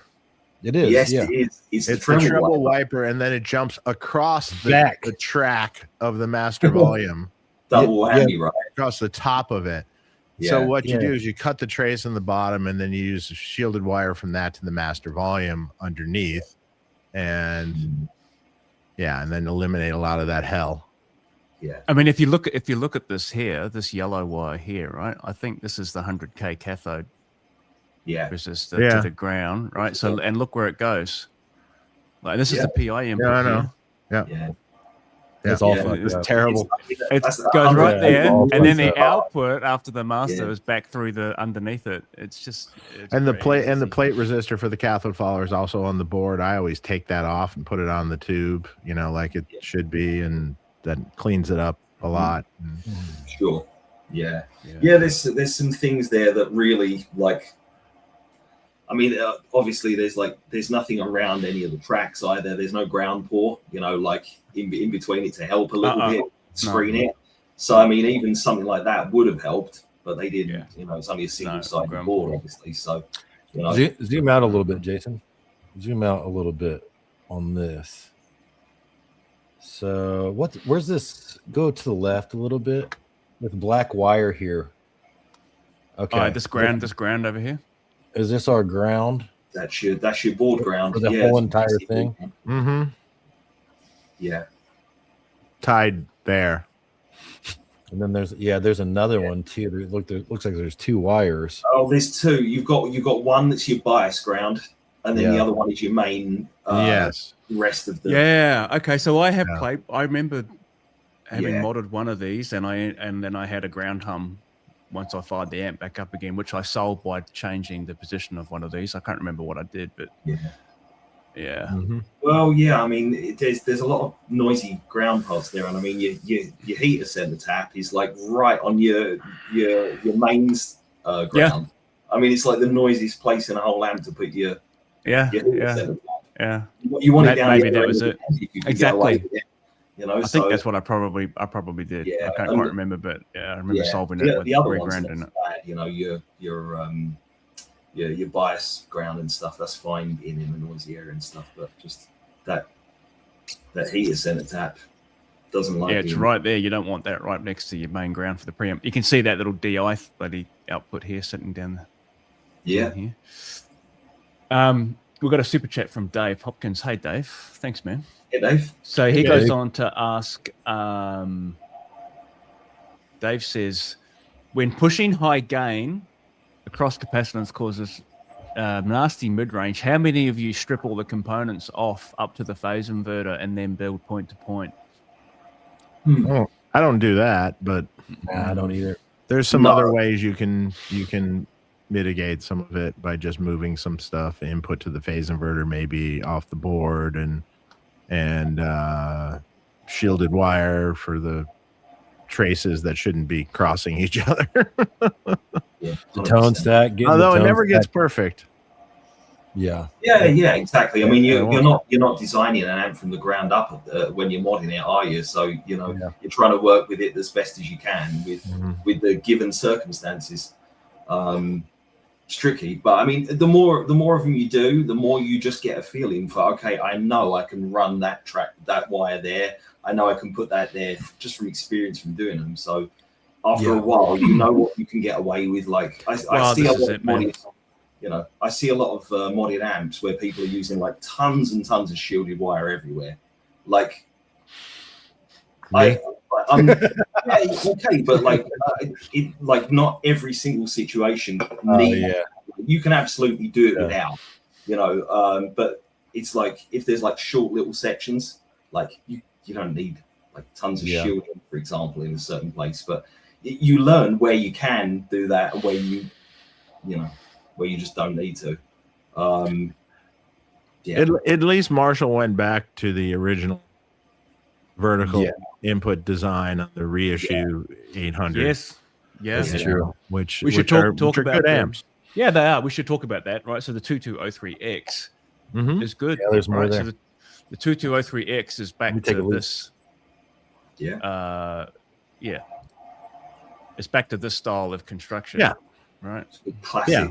You know. They use shielded wire where the originals didn't. Yeah. There's a lot of things I like more about the X. You know, Yeah, they use shielded wire really fixed up. But there's a few things they truly fucked up on, and we'll get there. Oh, I got one. Yeah. there's the wiring to the loop. That's one of them. Definitely. Forget about the loop. Forget about whether the loop is good or bad. That's indifferent. It works. It works okay. Yeah, it does work. It's it's like possible, right? You know, it's but there's two unshielded wires that run underneath the circuit board over to the loop, right on top of the cathode follow. That's right. I also don't like that they have in that stock amp the master volume is before the loop. I know. Yeah, it works. I don't like that. I don't like it either. The only shit thing is if you try and move it with that loop needs that up front. You need it up front because it's the only thing. Can't handle the signal level. No, it can't handle the signal level. Yeah, and then it does all this weird. But shit. I'm just not a fan. I always like master volumes post loop. It's just me too. But I some, just did this on an amp. Yeah. And I'm like, okay, I gotta take those wires out and shielded wire, and I'm like going, there's still too much bleed. Fuck. Okay, now I gotta make now I become a metal worker. It's like my thing. And I literally bend metal and drill holes so it's a shield that basically you take the loop out and it goes over the jacks and the switches and it bends under the board and goes up on the side and you push it back and you put it in and you've now made a nice little custom metal piece. And guess what? Shut it right up. Exactly. That's what I've been doing with all those for years. Like that. It's easy. Metal there, and it's great. But I do that like between even when I have the loop further along, I still put one of them. Yeah. Just like there's little thin sheets of aluminum I get at the corner store that work great for it, and they're thin enough where you can bend them easy, and you chop them up however you need. But you get good at metalworking after a while with it. Yeah. I made a pretty custom looking part with all the bent sides and everything, and like trimmed the edges and the sharp corners and everything. And I do like it was a nice little shield that going right under that loop, and there you go, and shielded wire, of course. Sometimes it's just what it needs, Makes all the difference though. But the placement of that loop and the wires going to it, especially like on the side of the board. Because they go on the side of that PCB as well. So you can't even it's not really like the most convenient place. And the input and output are literally right at where the highest signal level in the amp is. Literally right. Are you talking about the Reissue? Yeah. The Reissue loop. I just got into this. I was taking a piss. Yeah. Okay. I got you guys. Yeah. Sorry. Yeah, Reissue loop with the bleed happening with it because of the placement and everything and the non-shielded wire. Right up by V1 or whatever. Yeah, easy to fix, but but it's any loop placed there would need the fix. Yeah, but again, it could have been fixed in the first place, right? Yeah. Well, they put shielded wire everywhere else. Why not put at least put the shielded wire to the loop back and back? They shielded the shit out of everything else, so why not fucking do a couple more pieces of wire? Yeah. And that still doesn't fix it all the way, but it kind of fixes it enough in the JCM 800 circuit where the bleed isn't so bad. But if you make it high gain, it definitely doesn't fix it. The modded 800 that whatever it's called, has the same thing, the same loop in it. Yeah. Same loop. Looks I saw inside one of those. I saw some like up close gut shots of one, and it's basically all the same. They did make a new board for that amp. They just modified the ST1. Yeah, it's a different board because it's got the other parts in there for the mods. Because the mods are just done with like flying leads to those switches. They're not actually done on the switch. So like the board's got like the cathode resistors that they switch in with. Interestingly enough, they've got diodes in parallel with those extra resistors. So it's like diode bypassed, which is interesting. A little bit like a perfect capacitor bypass. So I still have yet to see one of these. Yeah, and then it's got the thing where you go between like a 33K and a 56. No, Yeah. treble cap is the thing that gets. Yeah, that's what I thought. Was Change. treble cap? Treble cap, and then the the second stage coupling cap. It's a small value or a big value for the tight switch. It's not the first stage because it's not as audible when you do that first stage. Oh, it's not the first stage; it's the second stage. It's on the second stage. Yeah, you hear more of a difference there with it because the signal's a bit bigger, hitting it and everything. And is it 0.022 to 0.0022, like 22 to 2.2? Man, that's where they messed up, kind of though. I mean, in some respects, if you have the voltage divider of 470K and 1 meg pot, right, on the first in between the stages, and you boost the gain up, it gets really mucky right there. Yeah, and hence why when I do that stuff, I add a resistor. Jason, you know about that, the 220K resistor or something that pulls it back and then it tightens it up a lot, and that's cutting it later, I don't think it would get this as good of a result. It works. I mean, it's cool. It's just more audible, like when you switch it. Whereas if you do it the first stage, 0.022, and you put on a switch, if you switch that in real time, it's slightly more of a feel thing than a big sound. I understand, especially if it has that voltage divider of the 1 meg pot.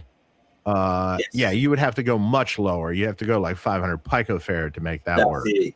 Yeah, absolutely. Because you're already cutting a lot of the bass after that cap anyway with the 470K with the 500 cap on it. So I think they just did it on the second stage just because it's more audible. You can kind of like feel it immediately, but you don't lose the character that you get from having the 0.022 big cap going into the 470K resistor with the little cap. That's kind of got a character, hasn't it? A sound of its own, I think, where it's the traditional 800 sound. So I think they just wanted to bake that sound in and then switch the bass in and out like slightly later. Right. Sure. Which is cool. I mean, it sounds good. It works good. It kind of just keeps the amp sounding more or less the same and just cuts the bass. But yeah. So they did use the original loop though. I'm really surprised they never upgraded that loop. Well, let's talk about that. So okay, when they reissued the X model, what year? Do we know? 2000, 2000, something like that. Yeah. 2002. I mean, you think about the plexis. I think 02. Around 02 is when the loop started showing up.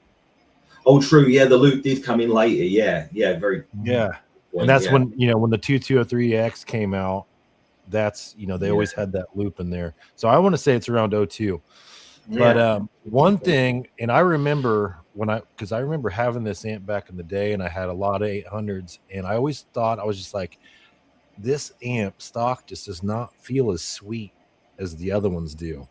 Bone stock, it was kind of missing something, and didn't sound bad, but it sounded a little stiff. But now I know why. Like the effects loop is tied into the screen voltage with that giant cement resistor, which is what a 47K 10 watt resistor. That is insanely dangerous in the first place. It's so hot. How much voltage is that dropping? Yeah, how much voltage is that dropping? Tons. Yes, on the really loop side of that 47K resistor is 30 volts.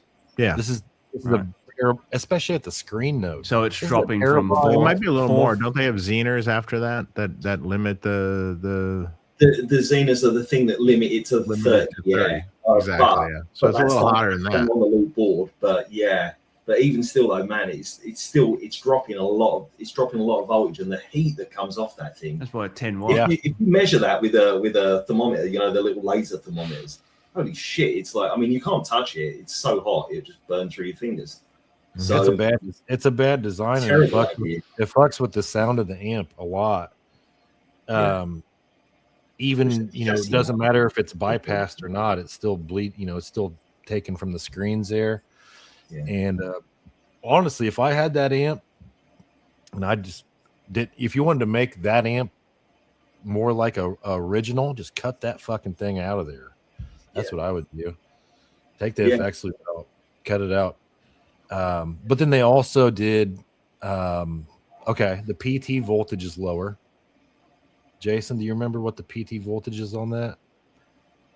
It's a little lower. It's just a smidge lower. It's like it reads like 430 or something. Yeah, sometimes it's and like the 440. earlier ones were more like 450 in the US. You get different voltages over in.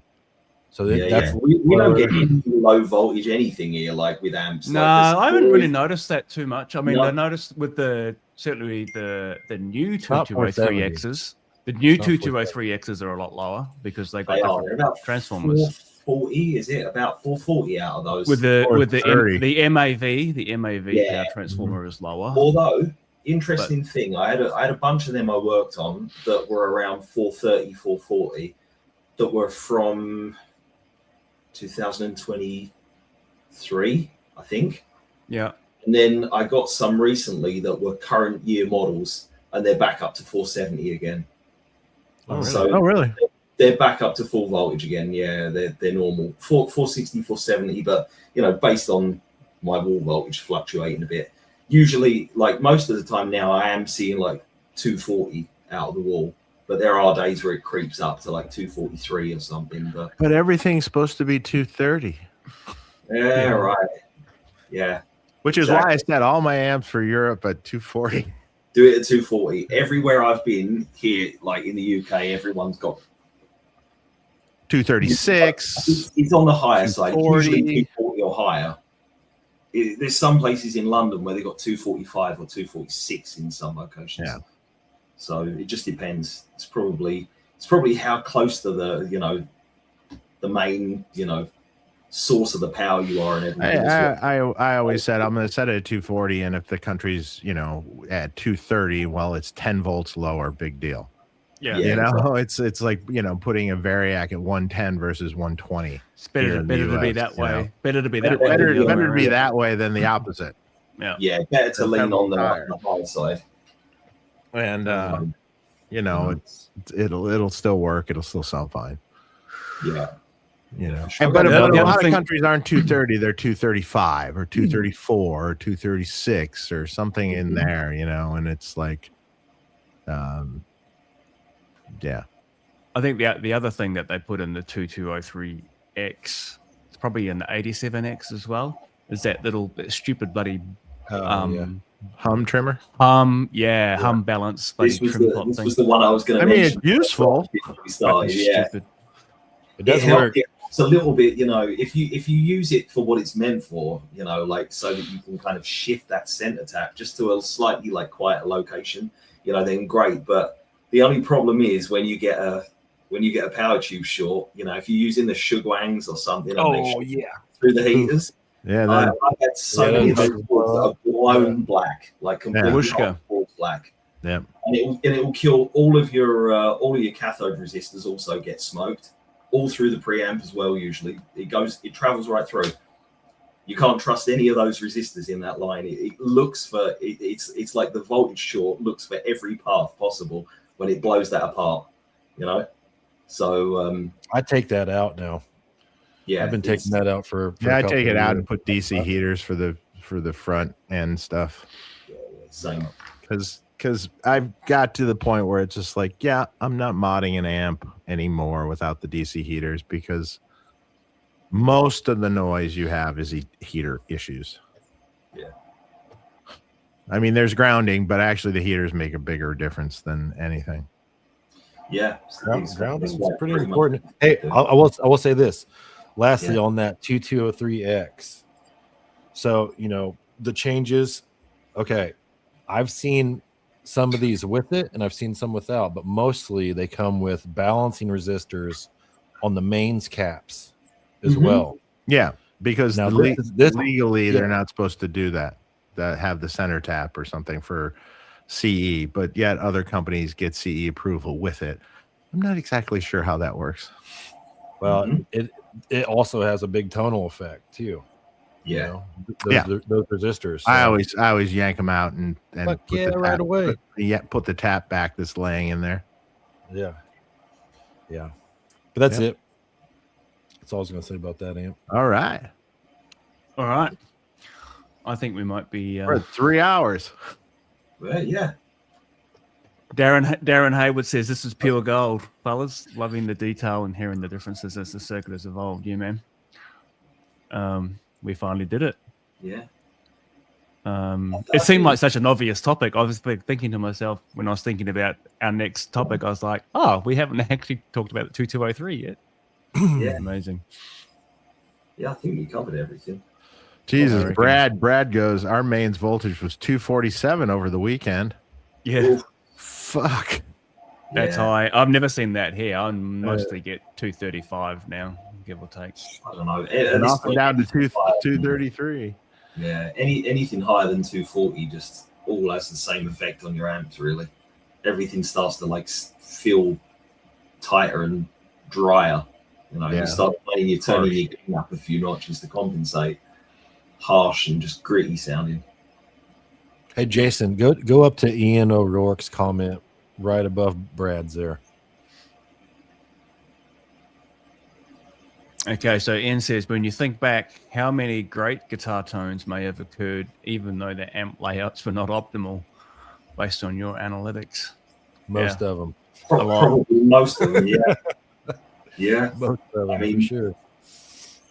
Yeah, I mean, the layout I mean, when you think about it, like if you look at the layouts that are in some of the early boogies, you know, with like the secret wire, you know, where they'll put like a wire from the power tube screens, you know, and they'll shrink wrap it and like stick it next to one of the preamp grids or something. You know, there's all these kind of weird tricks and things that are designed to kind of create some kind of coupling, and obviously it's like exaggerating certain harmonics, certain things, and you know, there's so many things you can do with layout that leads to a different sound and a different feel. So yeah. Look at the comment below that comment. So Veer said slightly later, but I had a look at the 2203 Kerry King. It looks like one of the peaking filters in the boost circuit is tuned to 666 hertz. I wonder if that's an Easter egg Santiago put in. That's hilarious. Doesn't get any more metal than that, does it? There we go. There you go. There we go. Yeah, right. Yeah. There we go. There we go. There we go. On that note, it's probably a good way to finish. Yeah, good way to finish. Yeah. I mean, that's a lot of ground to cover. Jeez. That's a lot Yeah. of ground to cover. A lot of inconsistencies there. A lot of fucking crazy lore. Yeah. Yeah. It's good. But you know what, all in all, regardless of anything, like let's think how many amazing, you know, albums have been made with JCM 800s and stuff like this. I mean, it's such a legendary amp. You know, it's still being used. Well, they've all been made with boost pedals and JCM 800s. Yeah, but it's a great boost platform, right? I mean, it's one of the best amps to boost. For me, man, it's probably like in terms of stock. In terms of stock Marshalls, that's my favorite. Like, that's... yeah, exactly. Oh, yeah. It's the one I can like get the most use out of. You know, generally, I love a Plexi, but it's hardly used one in normal situations, right? So I'm 800 over Plexi, gang. Yeah, for sure. I'm Plexi over 800. You guys, yeah, we know. If they loud enough, I'll take the plexi. But like if not, Exactly. then I'll take the 800. Yeah. With a, I'm with you. with a good boost Definitely. in front, you know, or like a parametric or something smack in the front. Maybe even with 666 hertz, you know. There we go. Maybe. Sweet. All right. We'll sign off, eh? Okay, guys. Yeah, guys. Sign off. Thanks See for you tuning guys. in. Thanks for watching. And we'll see you next time. Yeah. Oh no, do I got any? Come on. Oh, come on. We need 2. The hell? There we go. Oh fuck. How about I that? got it. I ain't got shit. Yeah, okay, I got that.